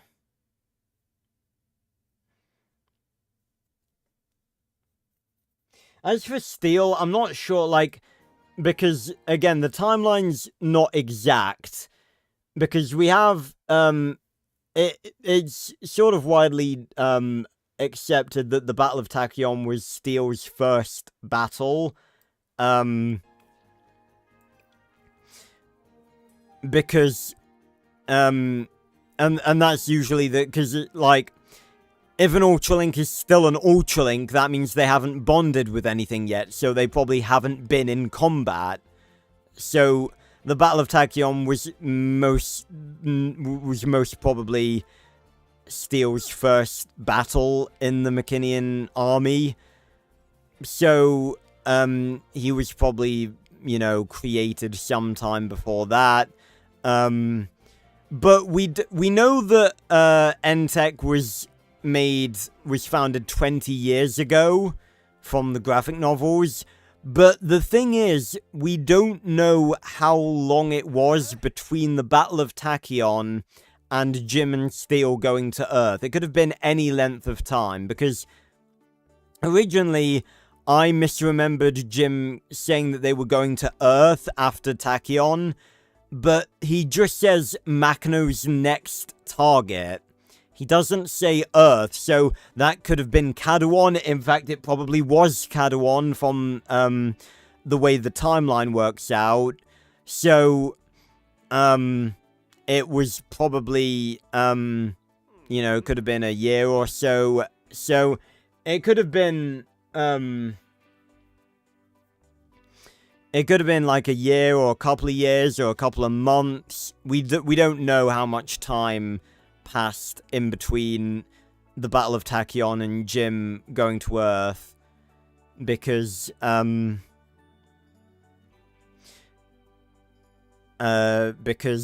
you know, we simply don't know, and they didn't say that they were going to Earth straight from Tachyon. And that could also fix the plot hole of Jim showing up in a Taconian ship. Even though he left Tachyon in a Machinian ship. That, you know, he just found one that was, like, disabled or something.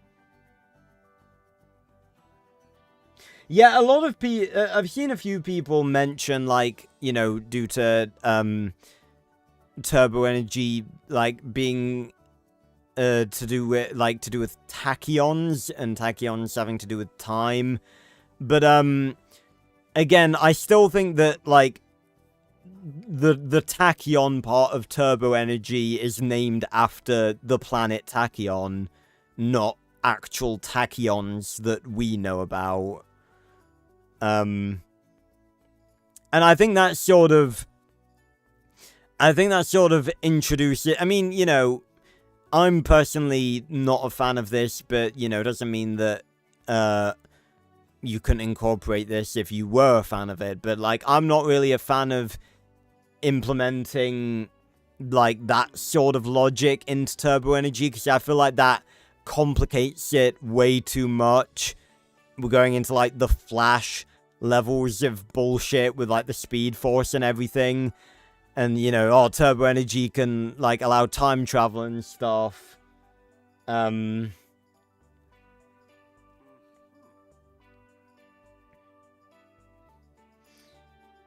So, you know...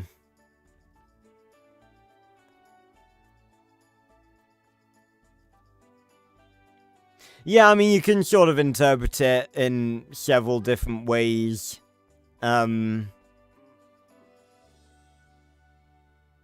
Julia, with, like, what they gave for that description. I'm still a bit miffed. Like, it just annoys me a little bit that on the wiki, like, it constantly has to be typed, like, as the acronym. Like, everywhere you go on the wiki, everywhere you see it, it's, like, spelt all capitals T.U.R.B.O. And it's just a bit awkward to, like, it just doesn't look good. It just looks a bit messy. Like, yes, we get it's an acronym, but it's like, it being an acronym is, like, not relevant for the entire series, apart from the first episode. Like, half the time I forget that it's an acronym because, like, they just call it turbo energy. But it's like, you don't have to, like, type it as the acronym every single time because it just gets really messy. Right, this is the party. Swimwear. Get rid of the shirt. Give him some trunks. Feel like he'd have some shortish trunks.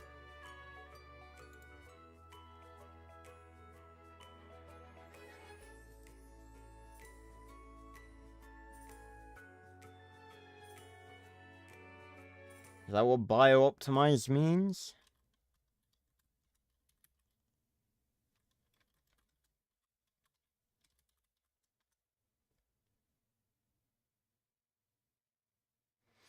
Bio-optimization refers to the systematic process of enhancing biological systems or processes for improved performance or specific outcomes. I tell you what, that kind of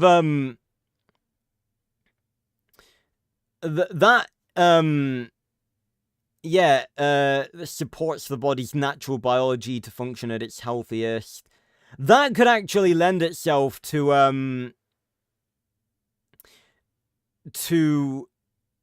the theory about turbo energy not being native to Taconian biology. If it's like, if it refers to enhancing biological systems, like it's enhancing something that's already there instead of, you know, being a part of it already, if that makes sense. That's actually quite interesting. Yeah, I just go with... Oh my god. I legit did not even notice that he was wearing a fucking swim cap. Yes, get that off of him, please. Alright, hot weather. Maybe this? Again, doesn't really fit the color.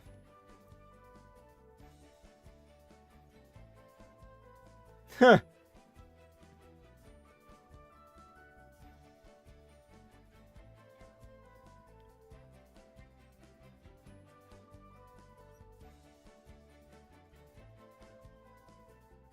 It also annoys me sometimes, like, because I don't think it's a good way of running a wiki, especially one like ours, about a franchise where, you know, we have all of these discussions. I tried adding some stuff to the trivia of the negative turbo energy page, explaining, like, the sort of general accepted theories in the community, and, it was removed, but with Edelin saying that, like, oh, don't put theories on the pages and stuff, and it's like, for one, it's in the trivia section, which is relevant to theories and stuff. And for two, it encourages discussion, which is never a bad thing. And it's like, it stated it's a theory, so why the fuck does it matter? It stated that it's not, like... the theory's reliant on what's in the show, so it's like, why does it matter? Especially when there's, like, that page has literally no information on what negative turbo energy actually is, and, like, where it comes from or why it exists. And, like, the most well-accepted theory is just that, like, when you try and forcefully take turbo energy away from its source like that, it turns negative. It's a theory, it doesn't have to be true, but it encourages discussion.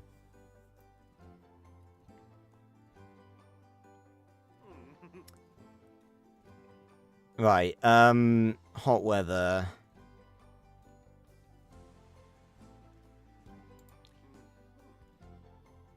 Did I already use this? I already used this for athletic, did I not? No, I used the other one, okay. I don't think that fits metal. What about this?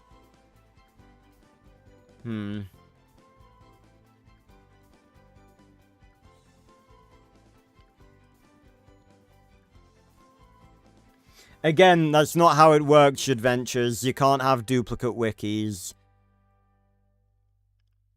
Because they get immediately just... Because I tried to do that, with the Arthur and the Minimoys wiki. I made a new one, and it got deleted because it was a duplicate, but I was able to, gain control of the old one because the moderators were inactive. Haha.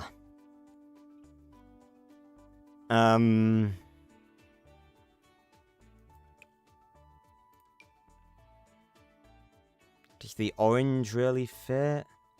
I mean, he has, like, the orange mouth, the orange glowing mouth. I feel like we didn't really see that often, or maybe I'm just, like, not really paying attention.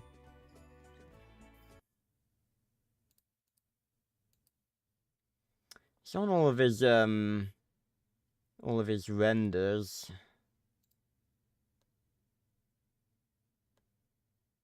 No, they do it. No, they do it. I'd just forgotten that they do it. They didn't do it in the Team Turbo era, though. Because obviously that was a lot less, you know, impressive particle effects and stuff.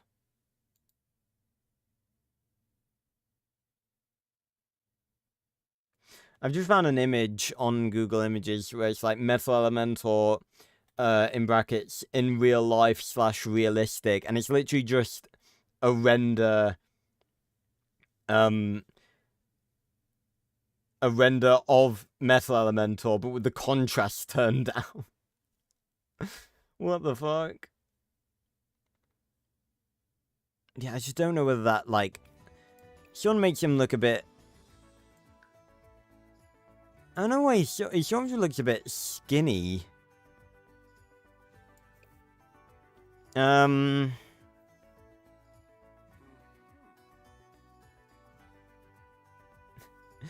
I just haven't got to the feet yet, Dragon.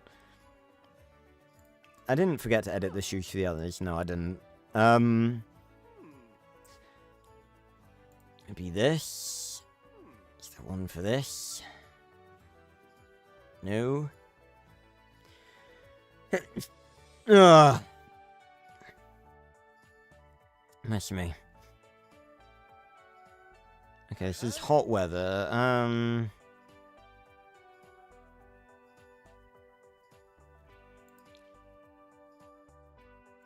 Wow, look at those patterns. Again, I swear some of these I've never looked at before.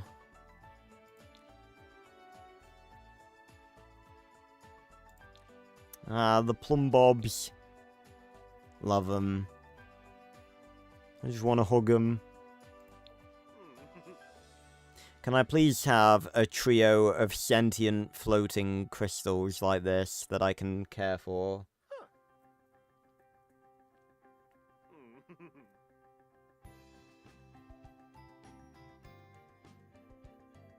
I imagine there probably are. Purple metals.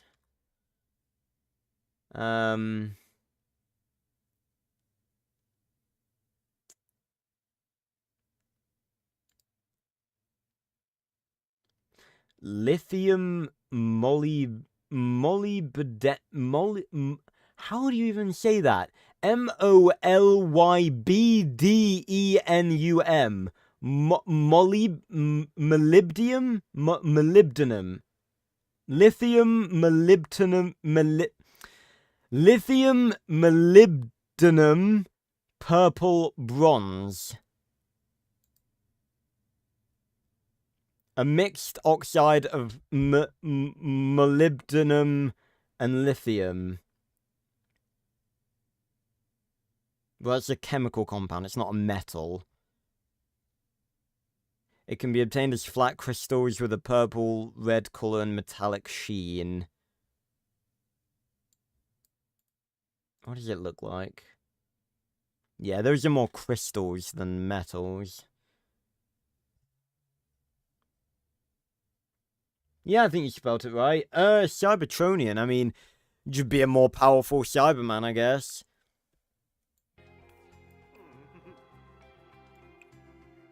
God, an Ultralink linking with a Time Lord would be interesting.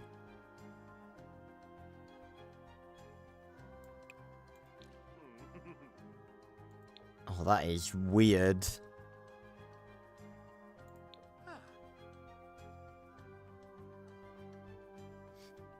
It would indeed be an insane war machine.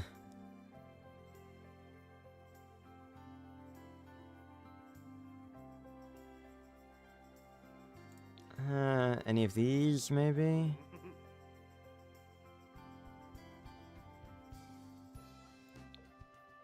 Yeah, maybe just a shirt. A shirt. Planet shirt.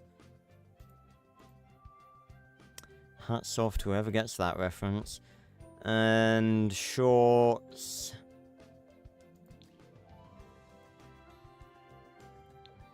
Actually, yeah, that... kind of fits his color. No, I should go with that. Yeah. And then for shoes...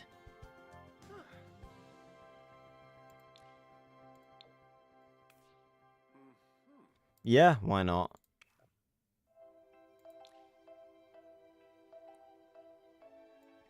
Yeah, okay. And then finally, cold weather.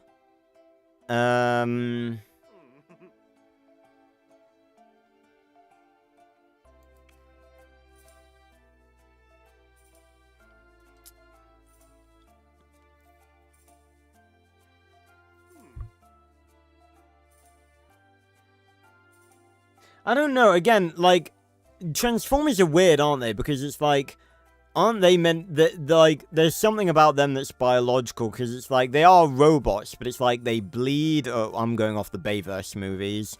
But it's like, you know, they bleed and they have sparks, which are like their life force. So it's like, and they need energon, don't they? So, I don't know. I'm not well versed in Transformers. I've been seeing a lot of Transformers Prime clips recently, though. I kind of wish I watched that as a kid, because that seems to be one of the peakest shows ever made. Apparently, it had something ridiculous, like, with the budget. I actually want to look it up, because I remember a comment saying, like, something like 1 million per episode or something, which I refuse to believe is true. I can't see that being a thing.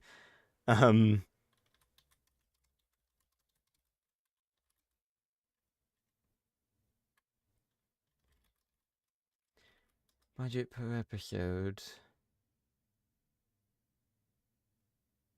There ain't no way. That's actually a thing? That actually happened?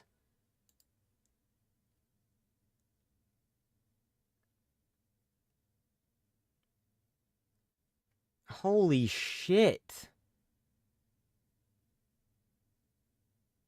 Apparently, the original budget was around 400 to 500,000 per episode, but it suddenly doubled due to the Hollywood people. Oh my god. Yeah, I mean, I'm not surprised with its animation and the quality of it. Also, hi, King. Like, money well spent, but it's like, oh my god. Everything there, yeah, like, well worth it. That's crazy. That is proper mental.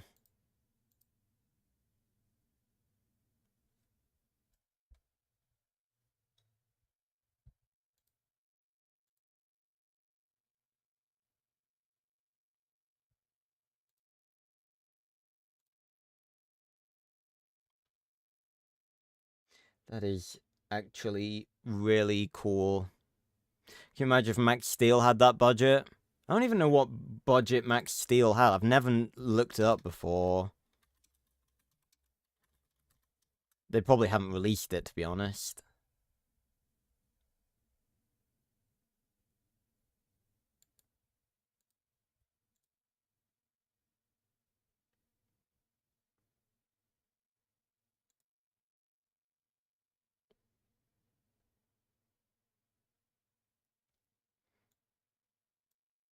Um...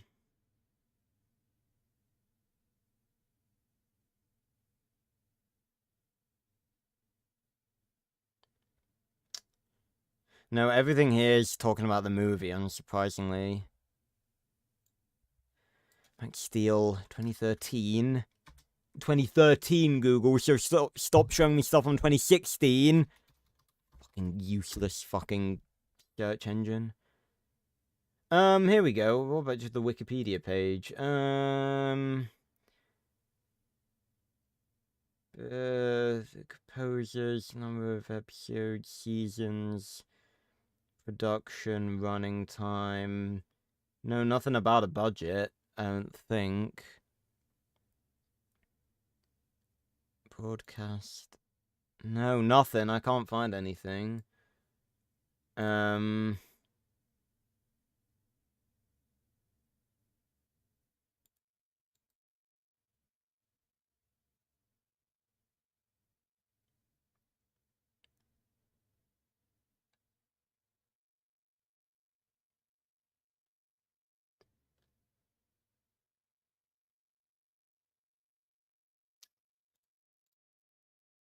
Can't see. Give me a sec. Just tell me to allow ads. Okay, yeah, that's the OG series. Um,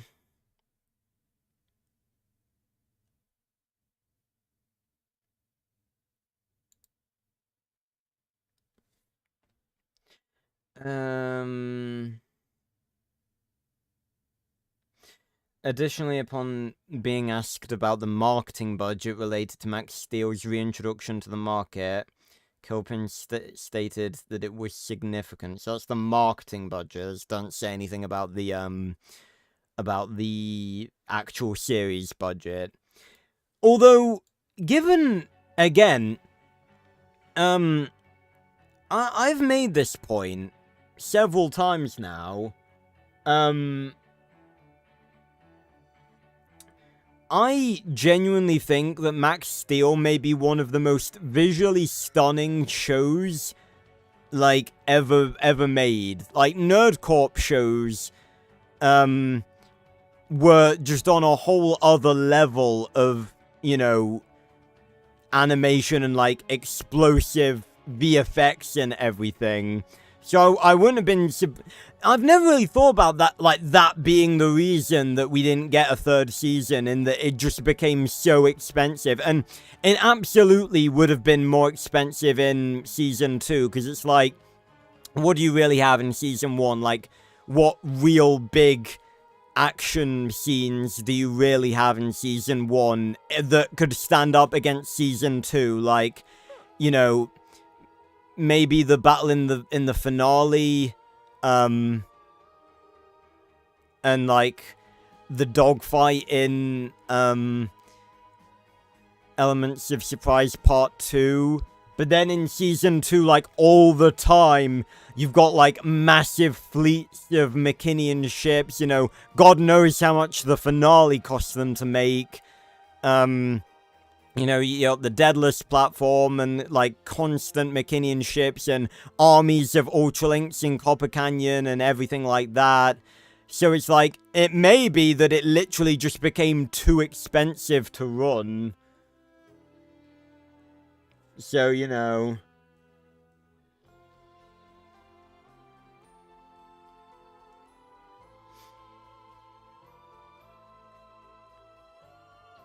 I don't know, Dragon Knight. I mean, I feel like Dinosaur King could be a contender to that. I mean, it's not that old. Whenever anyone asks me about stuff like this, I just sort of, like, forget every show I've ever fucking watched. But I feel like Dinosaur King is a show that really, like, if it had a modern-day reboot, it would be sick. I really feel like that could be a really cool thing. I was thinking about this earlier, you know, in the, like, modern shows and stuff nowadays really just aren't, like, that good. And again, it just mainly comes from the fact that, like, they are treating, like, people that make kids shows nowadays are treating kids like they're stupid. Like,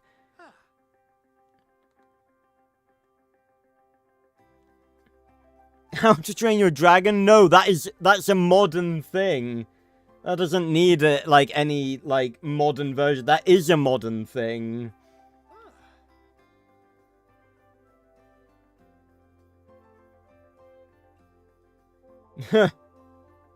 Yeah, I mean, unless you're an OG fan, Julia, then you can listen to them hate on it forever. And how much you need to watch the OG to understand the reboot, like... Oh... They really are exhausting sometimes. You know, I have no problem with the OG. I've said before, it's not my thing, and it's just... It's a, like... And I say this all the time as well, like, the thing about being a good fan is about appreciating the flaws of what you like and liking it regardless. Not pretending that the flaws aren't there. Like, with Ben 10, I've met so many fans, you know, I love Ben 10. Despite how much I talk shit about Ben 10, I promise you, I actually do like it. But it's like, I'm not going to sit here and pretend that it's got good writing half the time, because it really doesn't. But, like, I still love Ben 10, but, like, I've met so many Ben 10 fans that pretend, like, Omniverse is, like, the fucking heaven, the fucking second coming of Jesus. And it's like, oh yeah, that's right, the series that spent an entire arc, in season, what was it, season 5? Yeah, the Anura arc, yeah. It spent an entire arc literally doing nothing. And there was, like, literally no story to it at all. No meaningful anything to an arc that they rebranded the whole show for.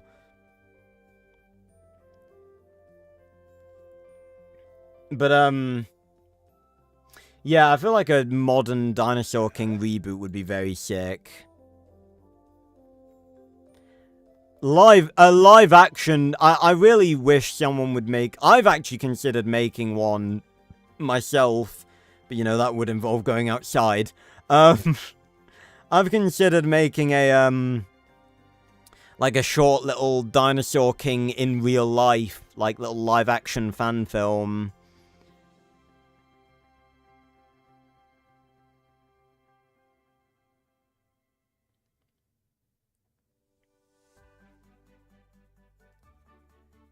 Yeah, I've seen a lot of people being, you know, positive about Dino Trucks. Also, the main character is voiced by Andrew Francis, Max's voice actor. Like, when I first saw the trailers for it, when it was like first coming out, I remember just like, oh, that's Max. Adventures, I'm a YouTuber. Of course I don't go outside. We are literally just going to end up just making Metal Elementor in this stream. But we've had fun and we've had some cool chats, so I don't really give a shit. As long as we're all having fun, that's what matters. We don't have to be productive.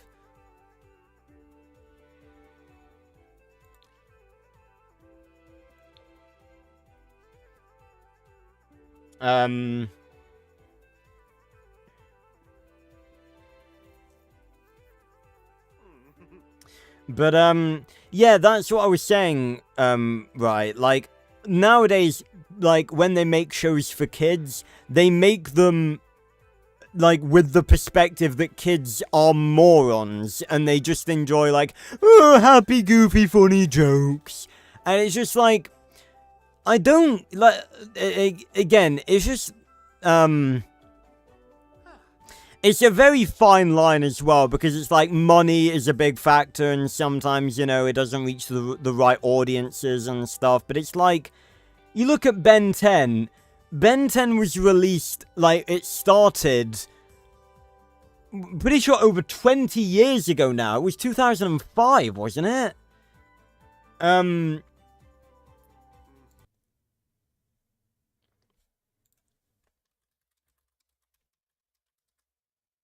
Yeah, 2005. I was 3 when Ben 10 started, and over 20 years later, it still perseveres, and it built a community. I mean, you know, it's not just it by itself, you know, it's through the love and care and support of people like, Kuro the artist and the Ink Tank, you know, making the Ben 10 breakdowns. Like, I really do think the Ink Tank deserve the recognition for keeping the Ben 10 fandom alive. Like, you know, there are obviously, you know, other Ben 10 content creators like Stan Hanrahan, love him, all of his movies and mini fan films and stuff absolutely peak. And Xanderflix and all of there are other Ben 10 like content creators, but like Kuro and his gang making 5YL and making And Beyond and making the Ben 10 breakdowns, a series that encourages discussion about Ben 10. I firmly believe that they deserve the recognition for keeping the Ben 10 fandom alive over the past couple of years. I really do think it has come down to them. And at the same time, they are... I do think they are partially responsible, in no small part, for us getting the new Dynamite comics. Because, you know, they are the ones constantly being vocal about the fact that, you know, there are people that love Ben 10 and want more stuff for it. So, you know, I think they deserve the recognition that, for keeping the fandom going.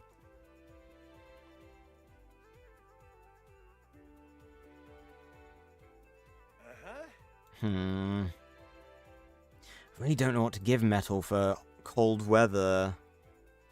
Let me get rid of this hat. The hat's throwing me off.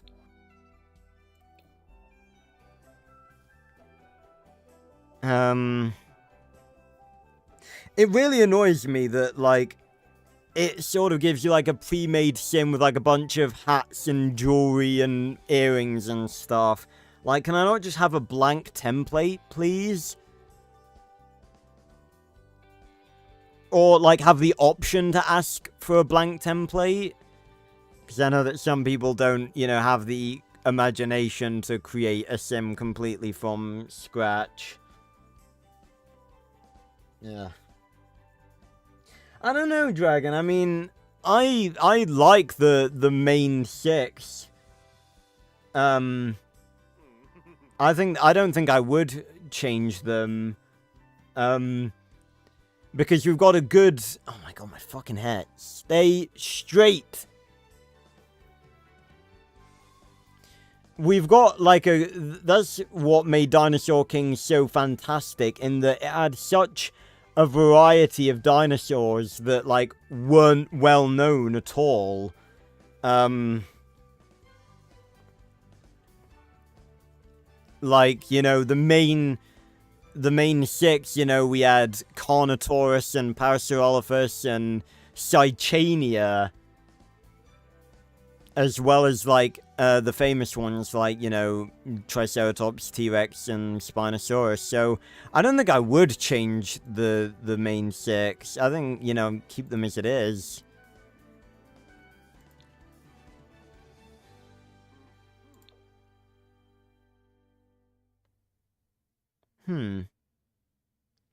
It's a bit too bluish, like too bluey green.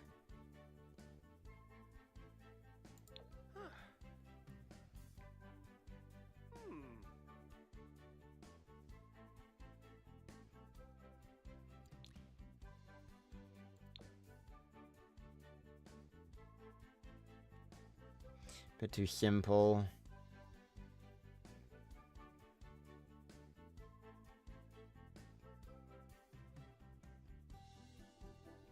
Yeah, like, that's a cool selection, but again, I do think, like, the main 6, you know, they're just iconic, and I don't think, like, just a bunch of random dinosaurs like that would have been that good for the main 6. But it's cool to think about, like, alternate teams and stuff, but I do think, like, I wouldn't change the main 6. I think they're perfect with the selection that they had.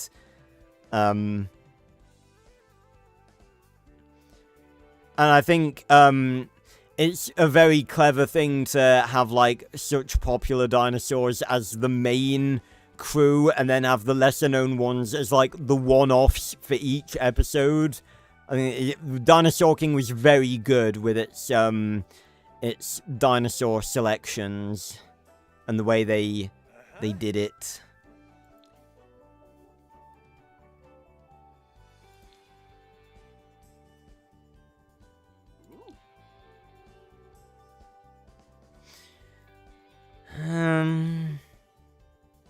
Just don't have the right colors.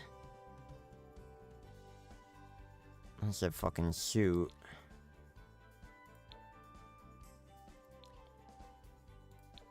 No.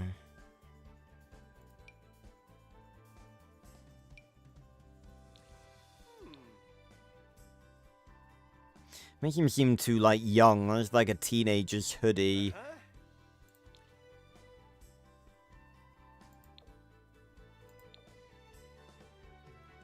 I feel like that outfit, I don't know, it just seems a bit feminine.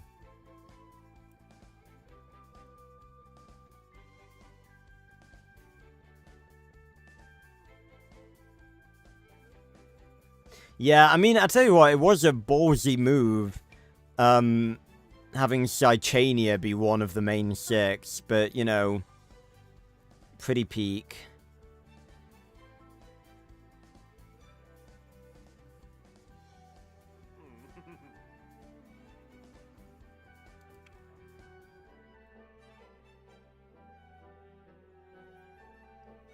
Yeah, I don't think the hybrids would work that well.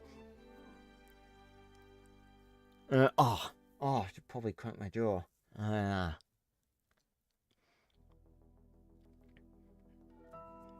Okay.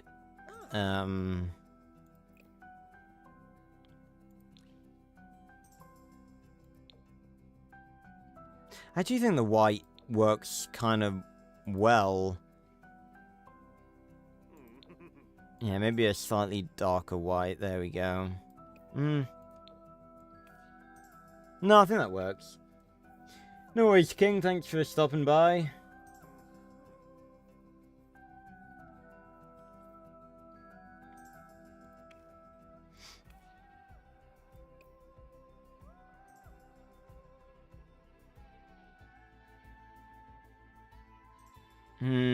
Right. Final shoes. Cold weather. Yeah, they'll do. Alright.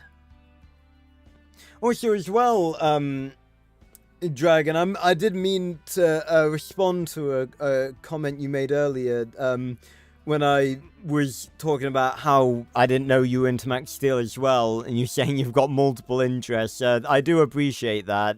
Again, I'm always very appreciative when And again, it might not be, like, because of me, like, people might naturally just be into both those things, but again, I always do really like it, when people on my channel check out more than just the thing they subscribe to me for, and I think that's good as well, because, like, again, obviously, I hyperfixate on stuff all the time, but it's like, I feel like just, you know,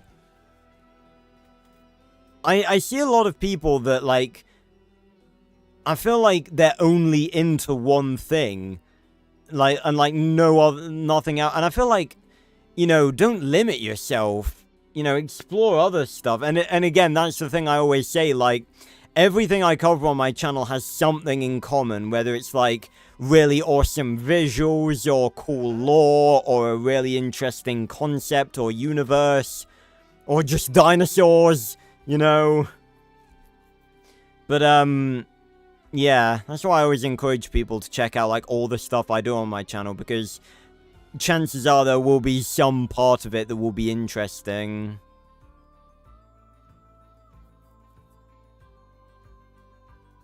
Yeah, again, that's why we need a modern reboot, because we could have so many other, you know, dinosaurs that weren't discovered or didn't get good representation in Dinosaur King. So many good ones that have been discovered over the past couple of years. Or, you know, the past decade. Because, you know, when did Dinosaur King even come out? I want to say, like, 2012? May have been later than, earlier than that, actually. Oh, yeah, no. I was way, oh, 2000, really? Okay, the arcade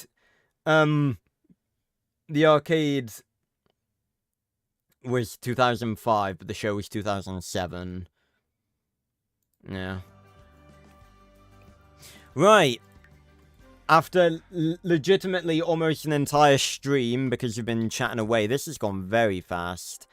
We have Metal Elementor. And I'm actually going to give him the different walk style. Okay, voice. Very deep.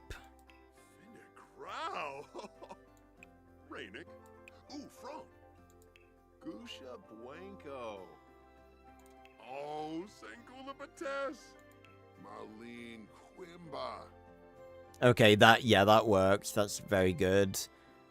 I couldn't remember, have I made the others adults, or are they all young adults? I don't remember changing it. I can't, young adult, okay, there we go. So they are all young adults. I probably should have made them adults, to be honest, but, I might, hold on, might do some final adjustments to the face. Might make it a bit longer. Yeah, much better, I think. Oh, I didn't change the eyebrows. I'm gonna keep them as black. Right, an aspiration for metal. I feel like maybe I go for the criminal one. Yeah, I think so. I don't know, but what did I go for? I don't think I went for that for any of the others. Yeah, because I made fire a chef, earth just like a bodybuilder, water like a nerd brain, and air a best-selling author. So I'm sort of going off the angle that they're not evil anymore and they're trying to fit in with society. So what would, yeah, maybe try and be wealthy.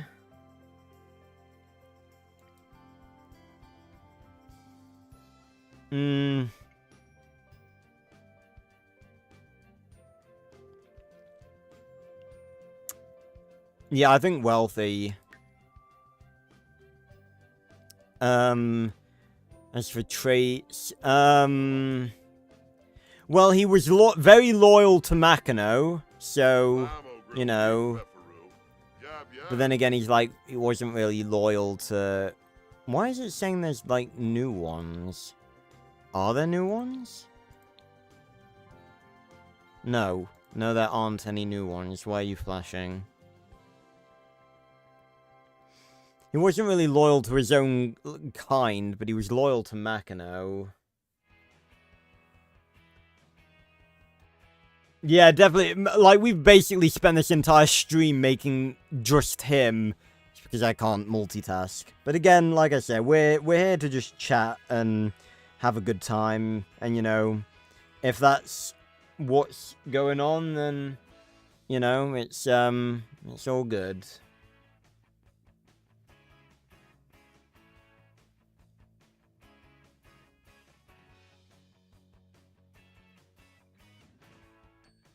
Wow, 100 exactly? That is... If it's 100 exactly, that's one hell of a coincidence.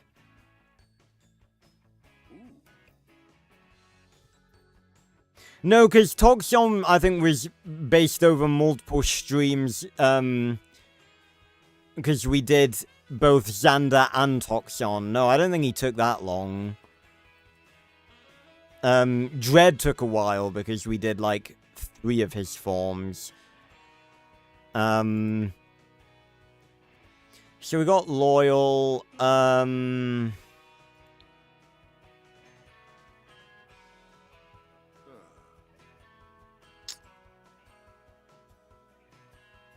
definitely self-assured, very confident,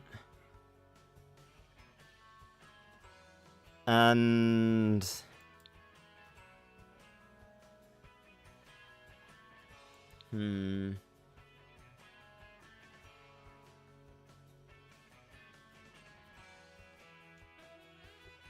Oh.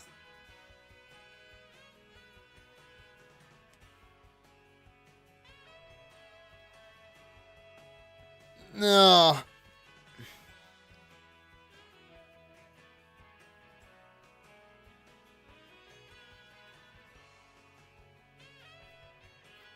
Yeah, I was gonna say, I don't think it was a we thing. I think, like, and again, if we're all having nice chats, I'm not gonna listen to people when they're like, get back to work. I'm like, no, we're having nice chats. This is what these streams are for.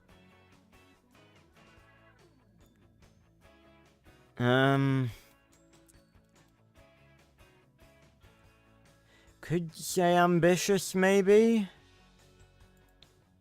I don't think that really fits with metal, though. Maybe perfectionist, because he's always, like, demanding perfect results and punishes people for not delivering. Yeah, we'll go for that.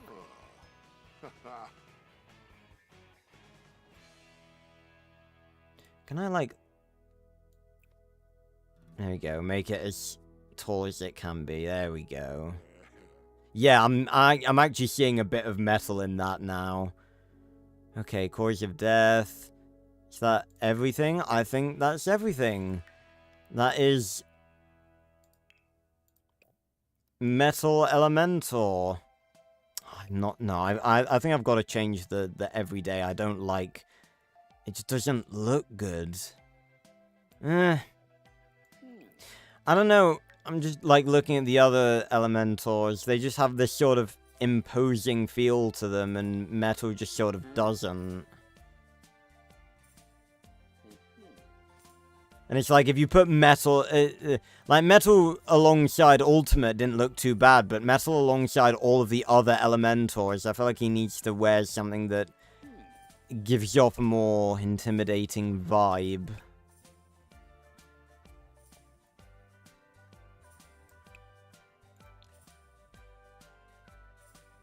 Yeah.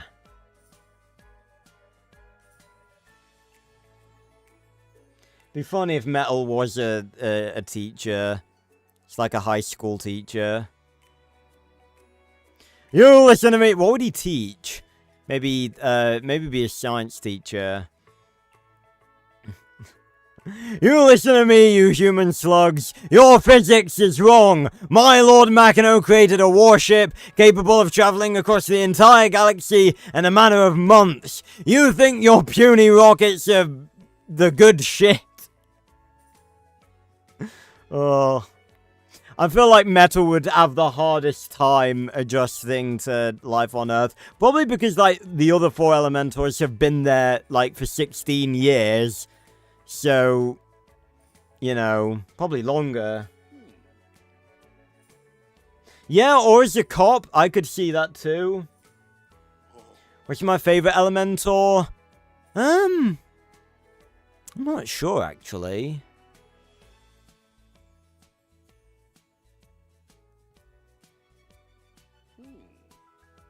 Probably air. I guess. I don't think I've ever actually considered that. I don't think anyone's ever asked me that. Someone must have asked me that before.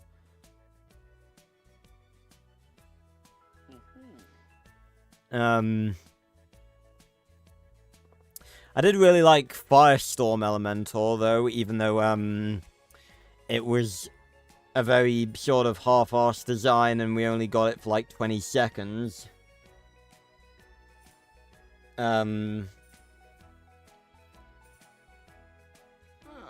Yeah, actually, I think mine might be ultimate as well. Yeah, definitely. But, excuse me.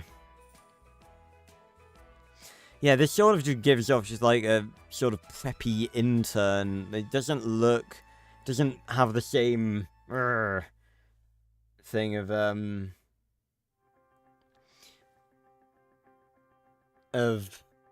you know, Metal's intimidation. Because I liked it. I liked the concept of it being the only triple fusion. I liked the design. It wasn't, like, super out there, and it could have been better. It looked a lot better in the render than it did in the show, but I liked it being a triple fusion, and I like the concept of it. And I like the way it looked. It was a very much a wasted fusion. I can't believe they made a whole new Elementor, basically, for it to only show up for a couple of seconds.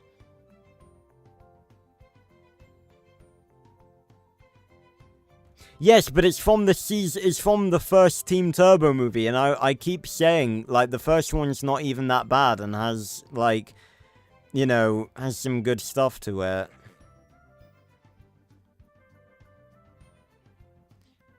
The first Team Turbo movie still feels like an episode of Max Steel, because it has N-Tech, it has, you know, the N-Tech crew, it has Max and Steel using, well, I'm gonna, you know, normal sort of turbo modes, ignoring the fact that they just sort of forgot Duo Strike.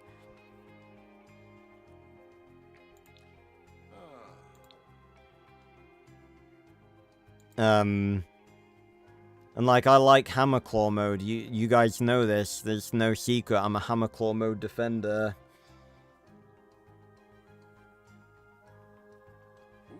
Yeah, I mean, it's not... I mean, I really don't like, the second one. I really don't like Fusion Tech. It's really not good. But comparatively, you know, in comparison to Season 5, you know, that's the one I did for Cold Weather, wasn't it? Yeah.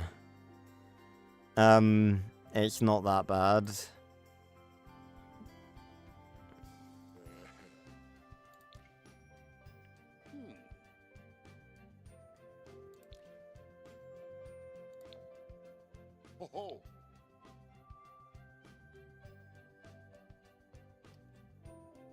Can't find something that looks...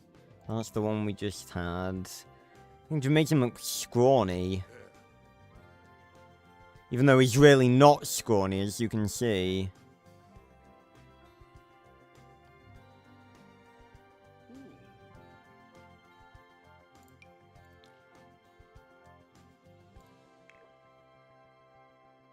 Yeah.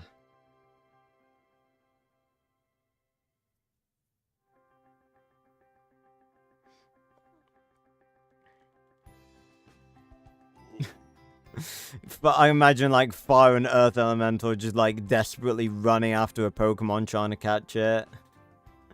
Oh. The Elementors just, like, fall into a rift and just get, like, bounced around a bunch of different universes. Like, they spend, like, 5 minutes in each one in, like, an integral point. Like, they get teleported onto the Death Star, like, when the, when it's about to blow up in Return of the Jedi, and they're just panicking, just like, shit! This whole place is about to blow! I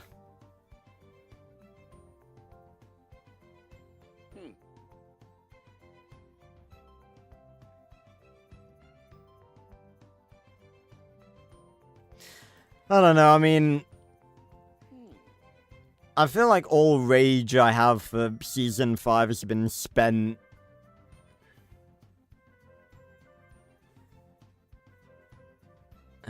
This is gonna make him look like a teenager.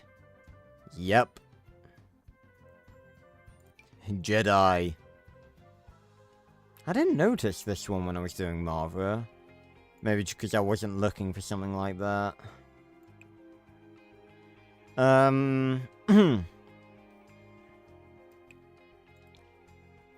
No.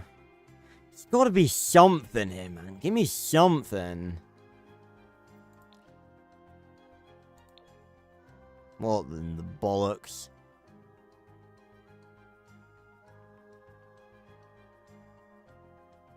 I've no idea, Dragon, because I don't know what that is.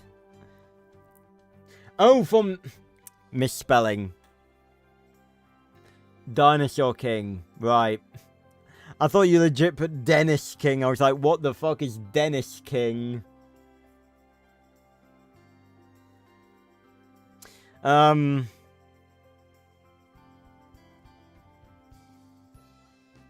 Yeah, I mean, yeah, Dennis King. Instead of dinosaurs, they just summon a bunch of different variants of a bloke called Dennis. And they just beat the shit out of each other. Same move cards and everything, but instead of dinosaurs, it's just a guy.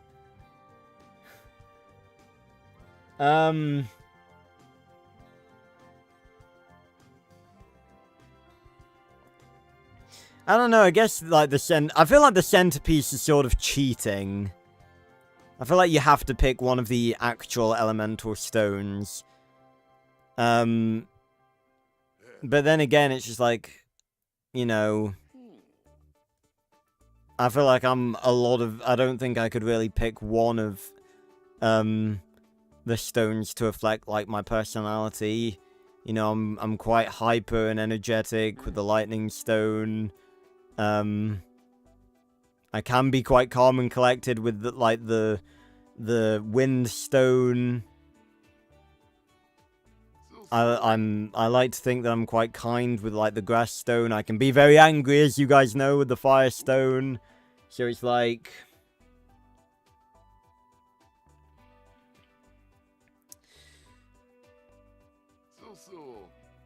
yeah, I don't know. I mean, I guess lightning may be, the one that's closest.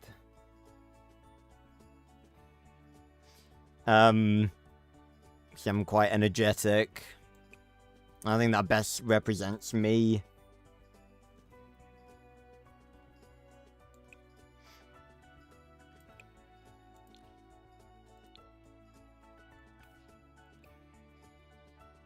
I'm trying to create fucking metal elemental, not a fucking lawyer.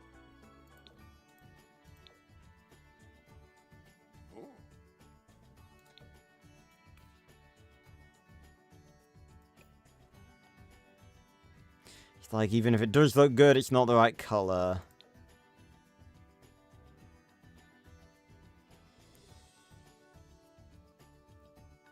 And it's like, we need to show off the arms. Either show off the arms entirely, or don't show them off at all.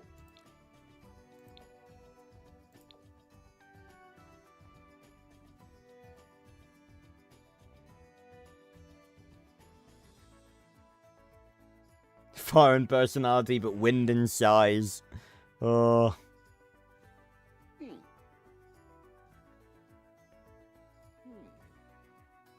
Huh.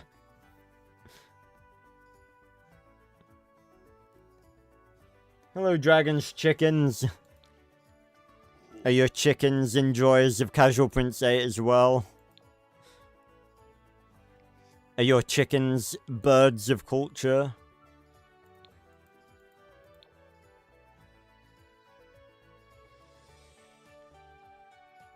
I legit can't, like, find anything that looks right.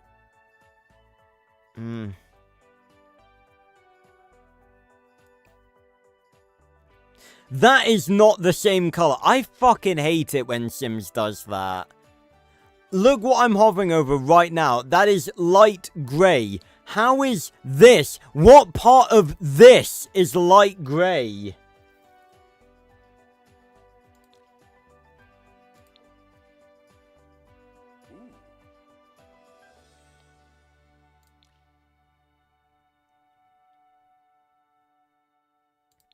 I think I gave this to... I think I gave that to Earth Elementor, and I don't like doing duplicates. Oh, no. No, I didn't. I might have given it to him for one of the other outfits, but not that one. I feel like it could do with being a bit darker, though.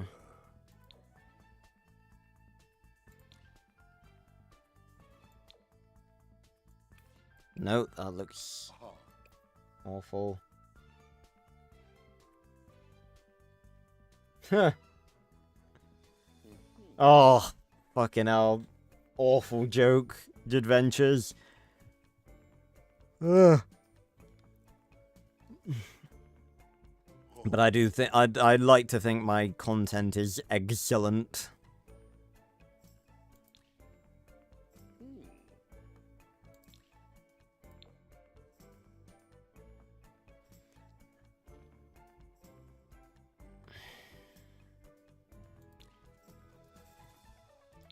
This makes him look like he belongs in a retirement home. Oh, we've got like a literal cop's uniform there. Bloody hell, over 50? It's a lot of chickens. I had a very strong urge to sing the bloody lava chicken song from the Minecraft movie then. It's such a cringe thing. When me and Jason went to watch that movie in cinemas, and dear God, it's one of the like worst written movies I've seen in recent history.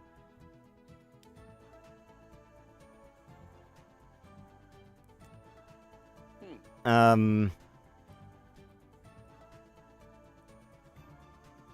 you can tell it was like written with cringe TikTok kids in mind. Like, throughout that whole, like, lava chicken bit, I was just cringing. I was like, why? What? Who thought this was a fun... Like, oh, look, it's fun and quirky. It's awful. Like, it's too professional.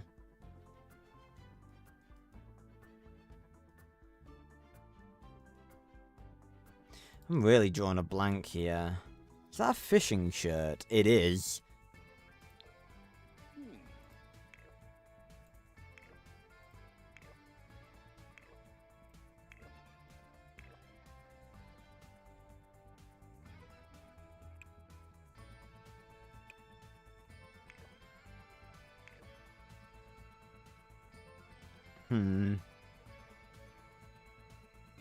Well, yeah, that was pretty good, Dragon.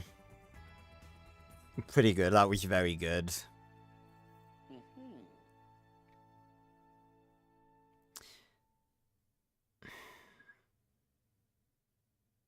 So what more can I... What's he missing to look intimidating?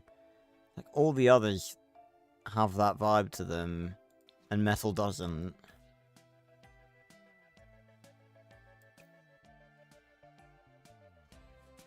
Are they all showing off? No, Air's not. Fire's the only one showing off his muscles. Maybe... No, I don't want to make... Again, I don't want to make him fat.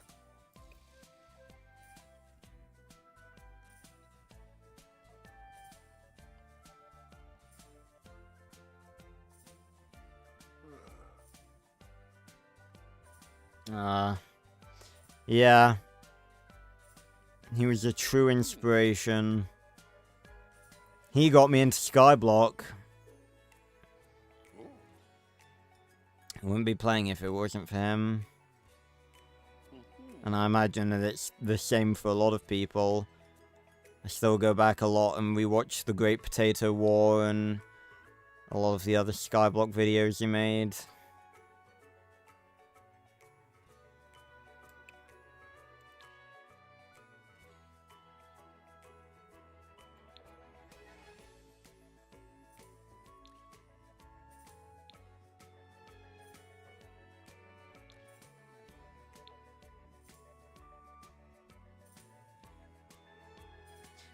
Like, if I find one that's good, the color's not right.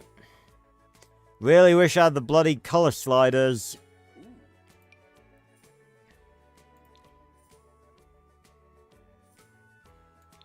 God, that is a... goes, like, right up to his fucking neck. Look at that. It's, like, up to, like, here. Swallowing his whole throat. Fucking hell.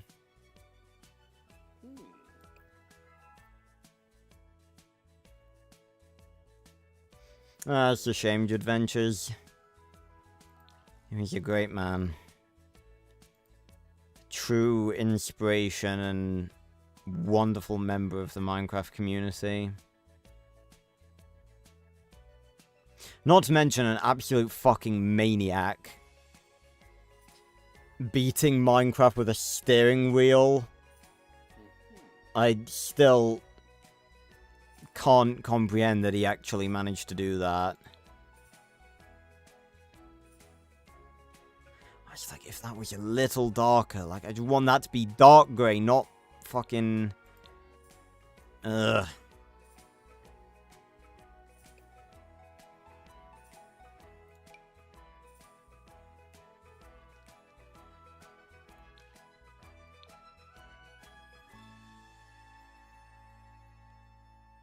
Oh.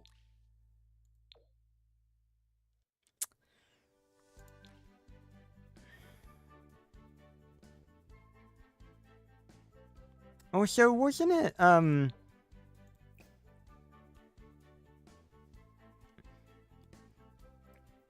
wasn't it, like, what about clothes layering?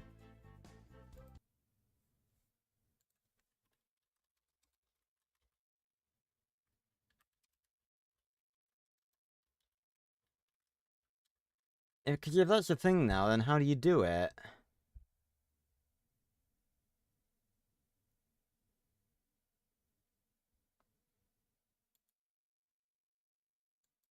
Oh, creator's guide to base layers.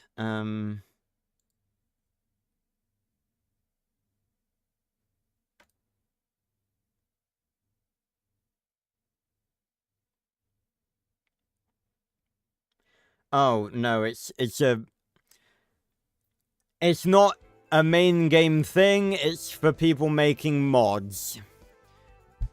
Fucking clickbaiting assholes. Why? The majority of people are not mod makers. Why would you put that on the front page? Jesus. Well, I don't think that's true, Dragon. There were a lot of Minecraft YouTubers that, helped it get its resurgence. It wasn't just him. And I think it was more that Minecraft just sort of had a resurgence, and then, like, Minecraft YouTubers, excuse me, like, came to it, rather than them being the cause of it.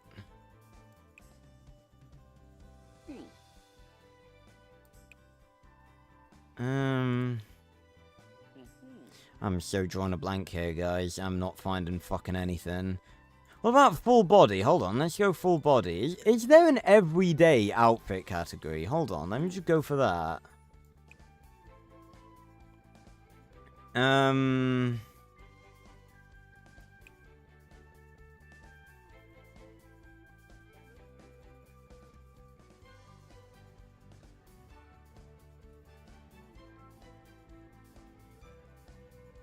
Well, Dream's not as good. I mean, he's very skilled, but from what I've seen, well, first of all, he's a cheater, and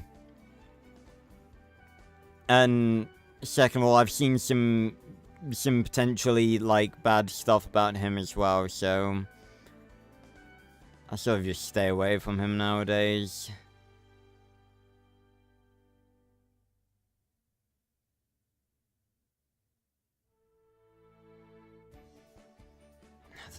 God damn, nothing here.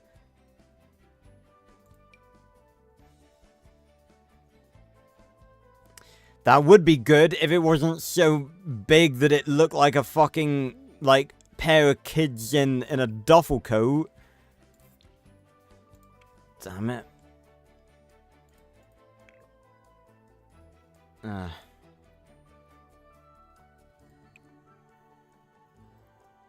Yes, you're not aware is like one of the biggest things, like being exposed for cheating, like when he did the world record attempt or something.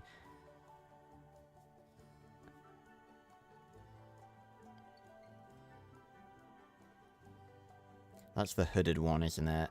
God, he looks creepy like that. Why is he like wearing a hat inside? You see that? What the fuck's that about?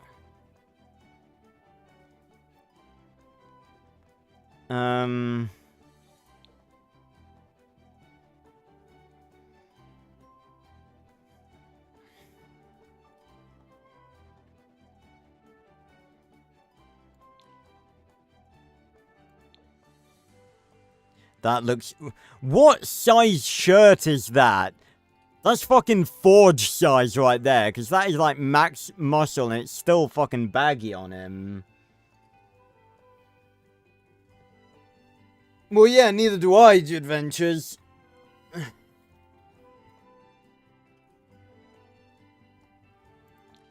It's just pretty common knowledge.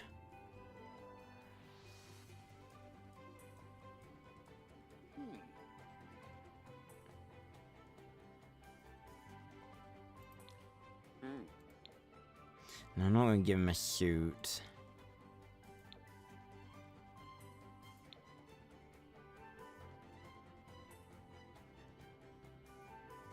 That color is kind of alright. Just don't think it fits his vibe, though.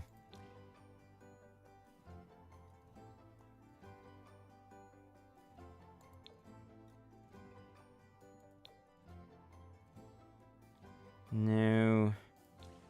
Don't want to give him a suit.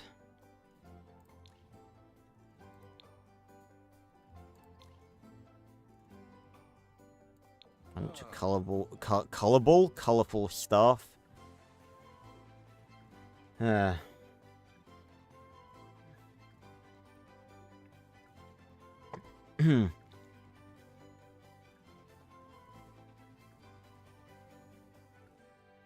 Oh yeah, they've gone very much downhill in like over the past couple of years.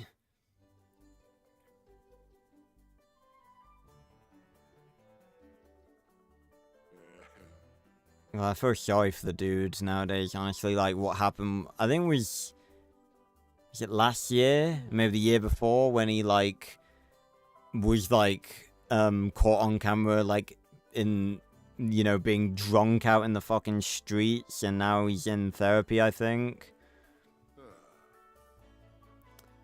Sometimes life just deals you a bad hand. Are they still making videos? Because I don't know how you could, when popular MMOs was him and, was it Jenna? But,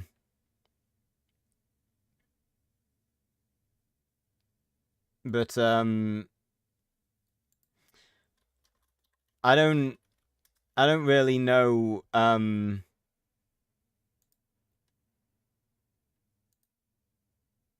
they still going?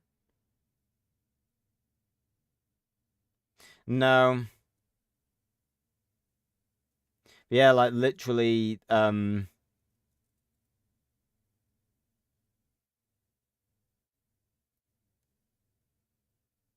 wow, did he get remarried? He did. Wow. That's pretty wild.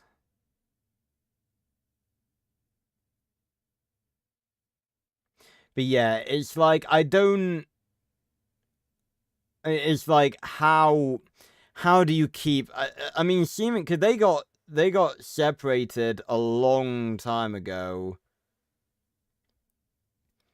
But they kept doing videos, I think. Yeah, I think she stayed on the channel.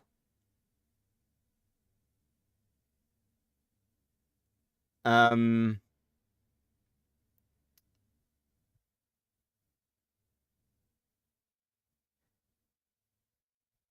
Okay, well that's actually kind of good because there's like did a video on Jen and her new boyfriend buying like his book.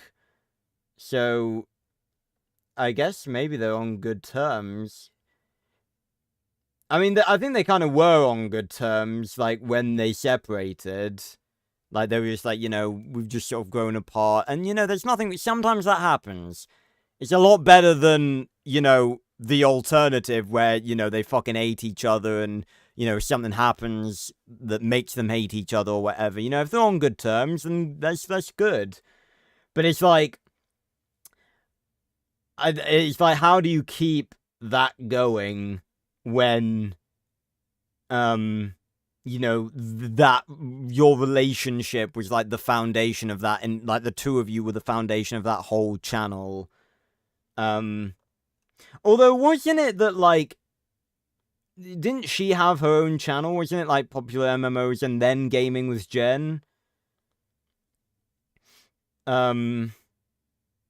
But yeah, like it was literally everything with the alcohol and everything.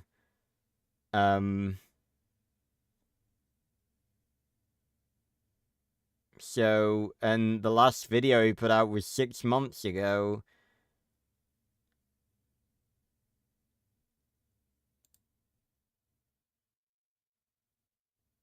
Oh, that sucks as well. He said, he's definitely not 11 months sober, Jadventures, because he put out a post 6 months ago, multiple actually, that he relapsed, and that, he's gone into treatment. Well, I wish the absolute best for the dude, shit like that and addiction and stuff is very horrible, and I wish him the best of recoveries. You say that, Dragon. Yeah, let's move back on to talk about more positive stuff. You say that there is, I've been keeping up with it very heavily over the past couple of days. There's a dude, he's part of a team, called the Tessellation Nexus, I think, who is making an Iron Man, a Max Steel Minecraft mod, and oh my god, it looks so cool. I've seen, hold on, let me honestly make sure there's nothing on Discord that's gonna show anything that shouldn't be shown. I don't think so. But yeah, hold on. I want to actually show you guys,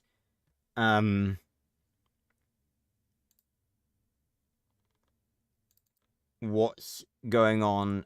Which one was it? Hold on. So that was that one, and what was this? Oh yeah, the flight mode one. Yeah, I'll show you guys both. Why not?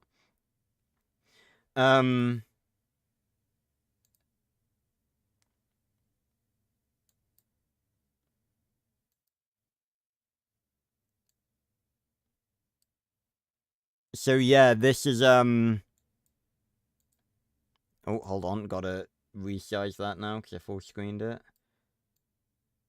But yeah, I've been keeping up with this for a while now, and it looks so fucking cool. Like, I've seen a lot of different Max Steel mods that are like sort of just like very, very basic mods and like on that unique, and it's just like, oh yeah, it just transforms you into like a different skin with like some other abilities.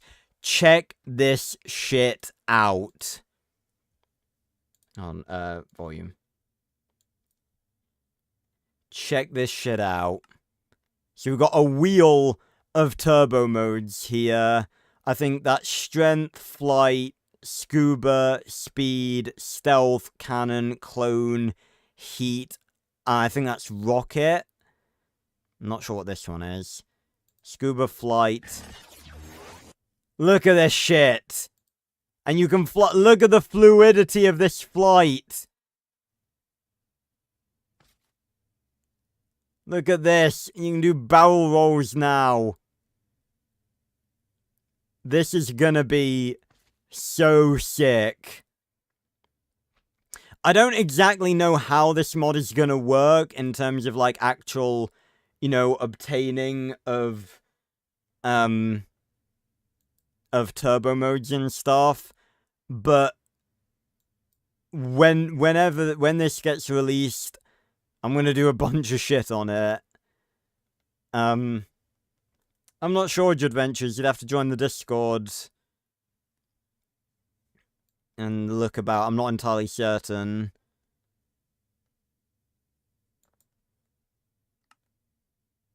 So this is base mode, which I think is going to get a remodel. So you can have like a playlist of preset modes. Alright, so we got, so that's, these are all the ones we got here. So, oh my god. So we got, that must be camo. I'm not sure what that one is. Maybe just base. Oh, that was OBS crashing. Guys, you know, OBS has crashed. That's why you can still fucking, that's why you can still fucking hear me. Because OBS has crashed. I know, again, like I said, I've seen so many Max Steel mods that are just like, like they're there, but they're not really that high quality. This blows everything else I've seen out the water. So I imagine that's camo, maybe that's base mode. Strength, flight, scuba, speed, stealth, cannon, clone. And they're in order too, you can tell. And that's good. Heat, rocket. I think that's gauntlet. And then we've got some alternate skins. Maybe a reference to Digital Meltdown. Well, they're somewhat in order, because then we've got Sonic and then Spike mode. But yeah, I cannot wait to get my hands on this.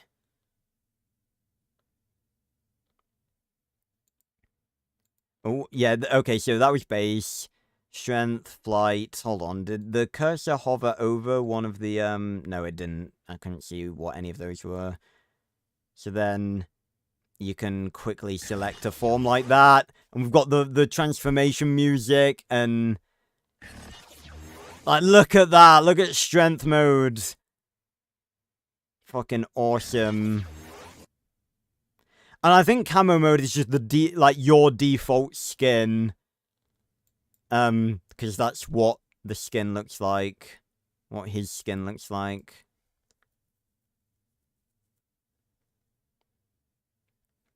But yeah, how fucking sick is that? I'm gonna be playing the shit out of that when it comes out. I wanna see if there's like any Any other cool... They're making... them as a team, they're making a bunch of stuff. They're making a Generator Rex mod called Agents of Evo. And they're making a Transformers mod called Origins of Cybertron. We have different transform particles depending on your glow color now, so you can probably pick your glow color. That's awesome. Oh yeah, and have a fucking peek at this.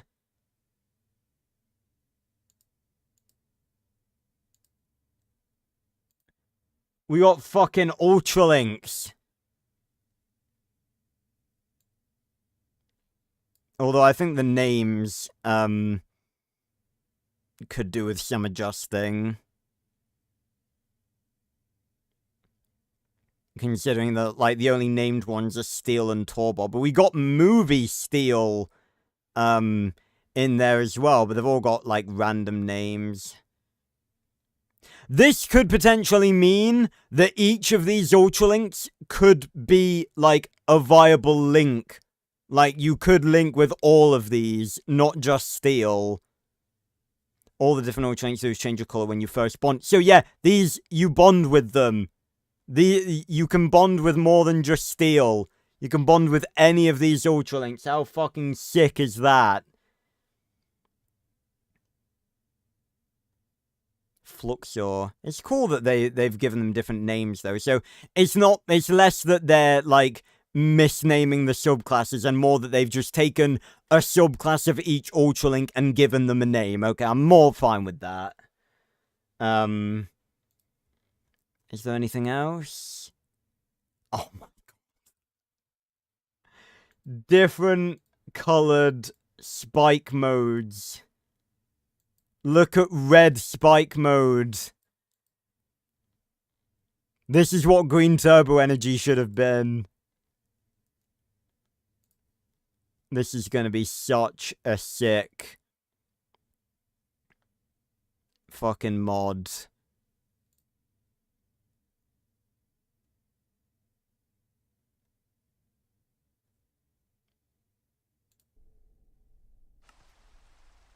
Oh, hold on. Hold on. What's this?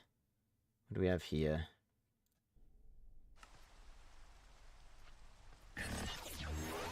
Oh, hold on. It looks like those other turbo modes were Turbo Size, Turbo Recon? Did that say? Huh.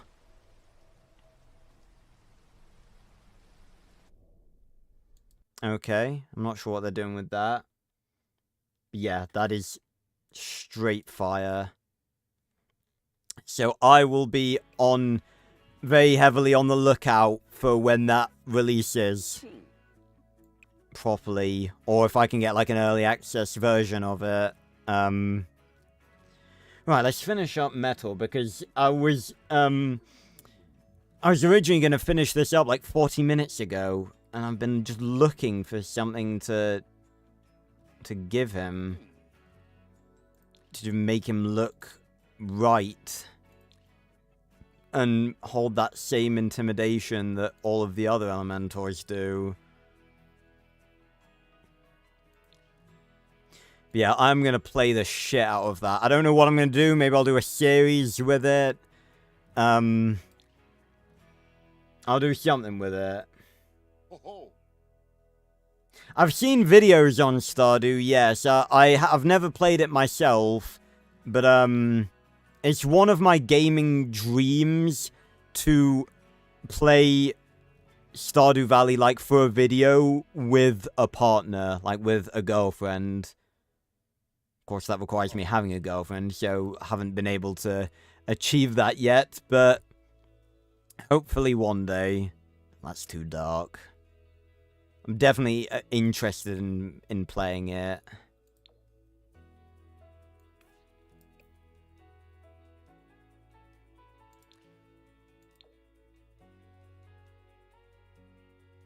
Looks weird.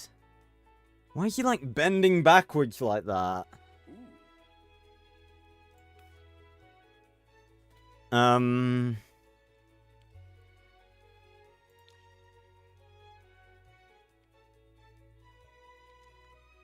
I've gone up and down this bloody, top section. Fucking forever.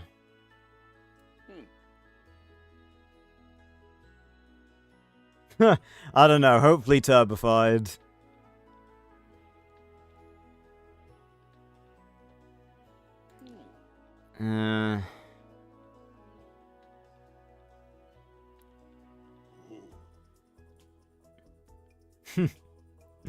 Yeah, tell you what though, the mod, I'm so excited for that. Because, like, that's pretty much the closest thing to, like, a Max Steel game that we're gonna get, pretty much. And obviously Minecraft's a sandbox game, so we can sort of turn that into whatever we want. That definitely would be a weird crossover. I feel like that's just, Paleo Pines. I got that game a long time ago, and I never played it. I meant to play it on stream, but I just never did.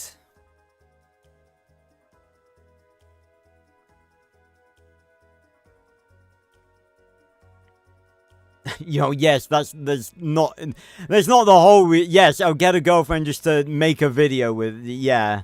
I just like, I'm pretty sure there was, like, I watched a video a very long time ago. There's, like, a service where you could, like, hire a girlfriend for, like, a day. Or, like, I think it was, like, hire, like, a Minecraft girlfriend. It's fucking wild. We do live in a wild society.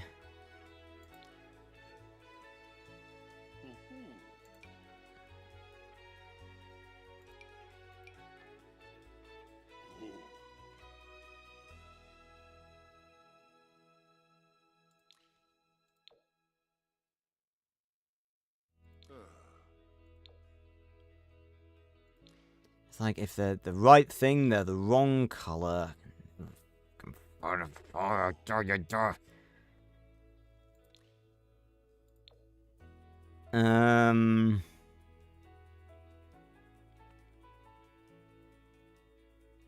There has to be something that fits this fucker, surely.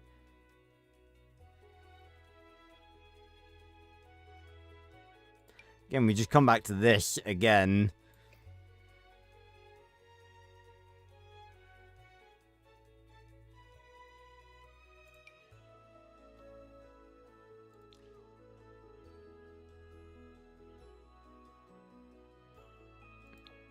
I feel like maybe I could go with this. Yeah, literally. But again, it's the everyday. It's meant to reflect their primary colors. And it's too dark.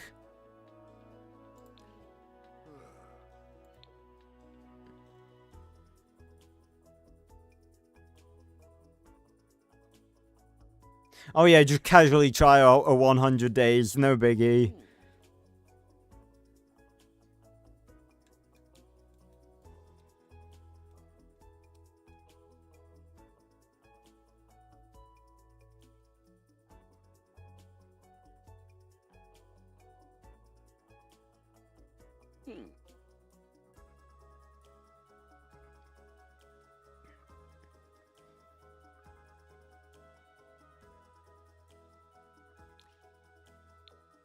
That makes him look like a golfer.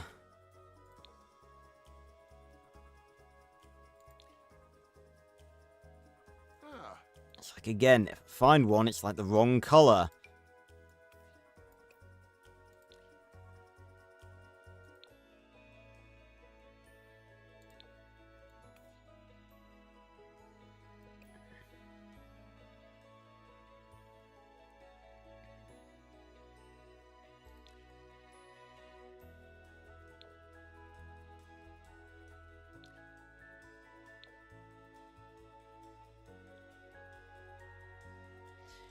What are you doing to me, Metalak? Why are you being such a bitch?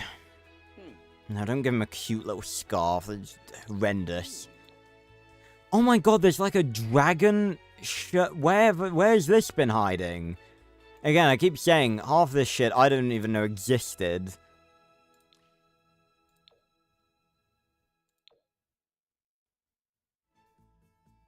Oh yeah, I remember this one. It's the spot.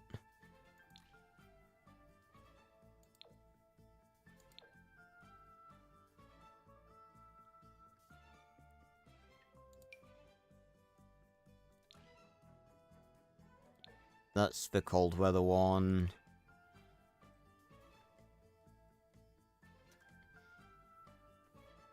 Yeah.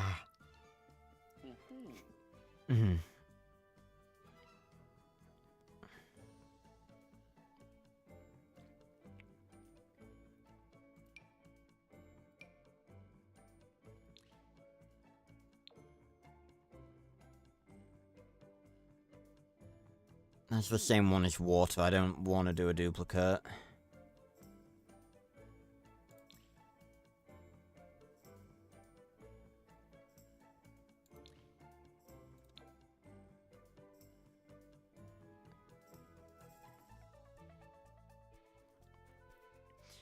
I want something like, again, like intimidating, but provides, you know, sleek, strong, gives off a good vibe. Does not give off a intimidating vibe. I imagine the other imagine the other Elementors laughing as he tries to put this thing on.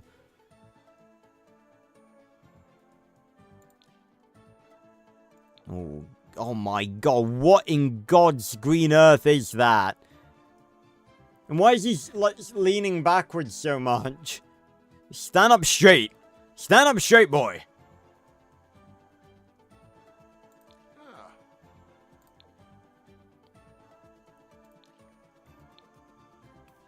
Nope.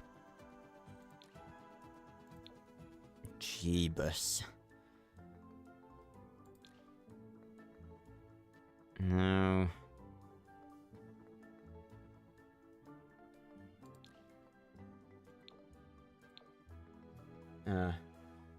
Seven-foot alpha mafia boss CEO vibes. Yeah, exactly.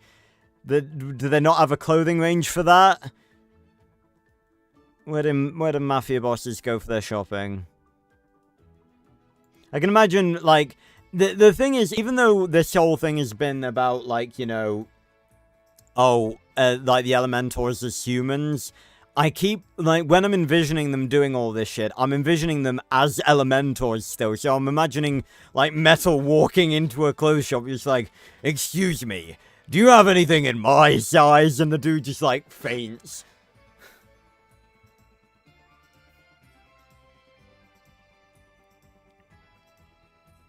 Why are you watching this in church, Adventures?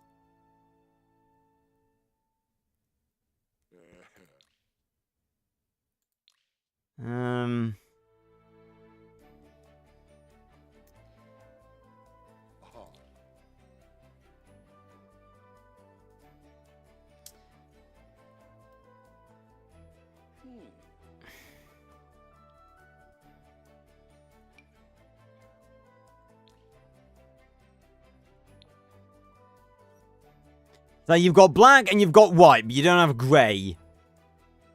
Grey, Oh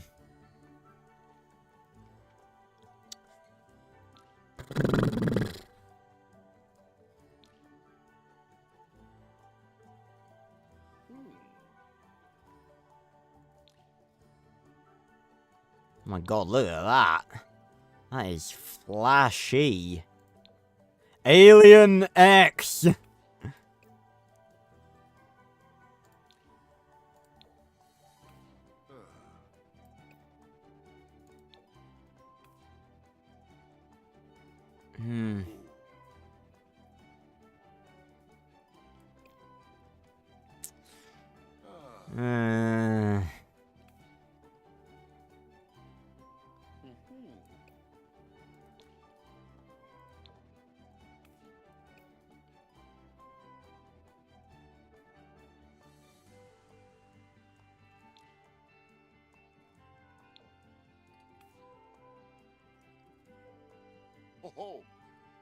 Maybe I legit just go, just a simple t-shirt. Yeah, again, that's something I really despise, Dragon, like, as a creative person, like, when I can't get things right, on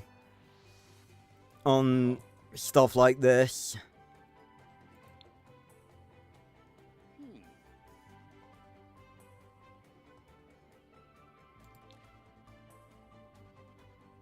It's like this, but if it was darker, like, this would be perfect.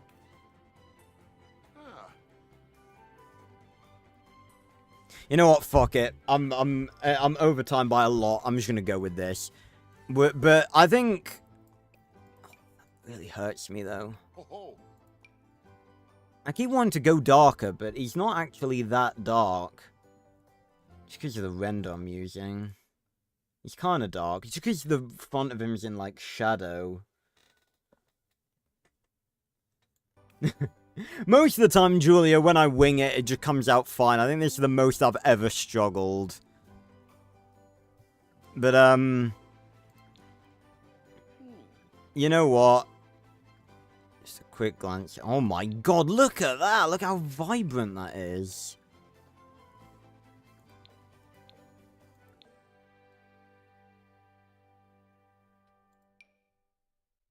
Because with that, he just looks like a scruffy teenager.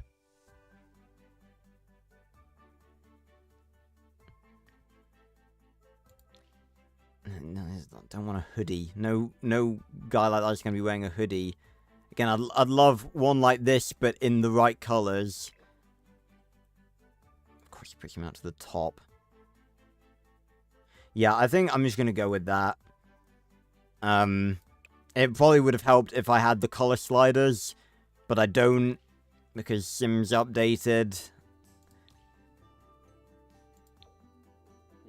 Again,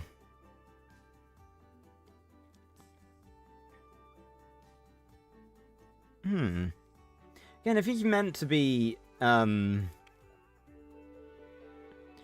know, it doesn't have to be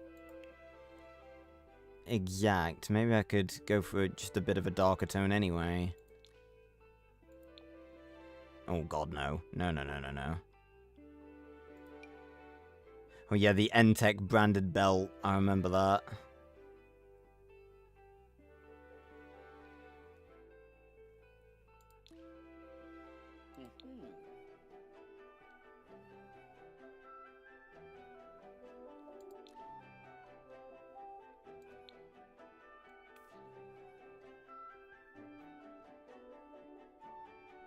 Yeah, because that sort of creates more of a enhancement on like the skin and the hair and everything.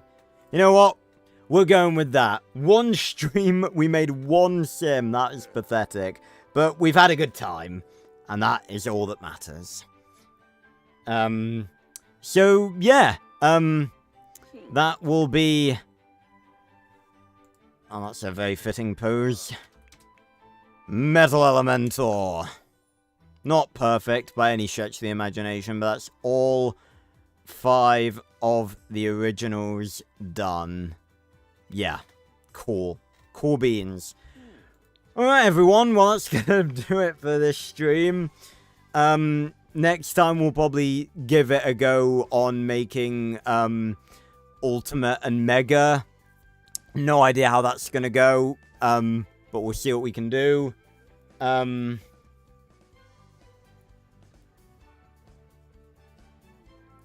Oh, that's sad, Julia. I share your pain.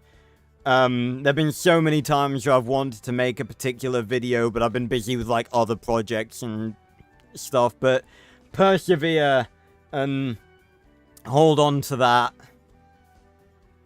I'm sure whatever it is you're making is going to be peak. But, yeah, so thanks a lot for watching, everyone. As per usual, if you're at least 16, make sure to go join both the casual Discord and the Max Steel unofficial Discord in the description down below. And leave a like and subscribe, obviously. I will be back on Friday for my first time playing Vanguard Zombies. Kind of looking forward to it. Kind of apprehensive about how potentially shit it's gonna be. And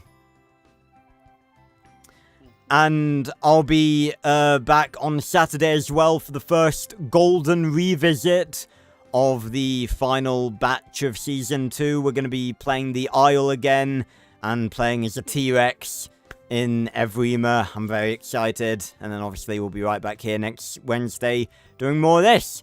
So, thanks a lot for watching, everyone, and I will see you on another video or stream very, very soon.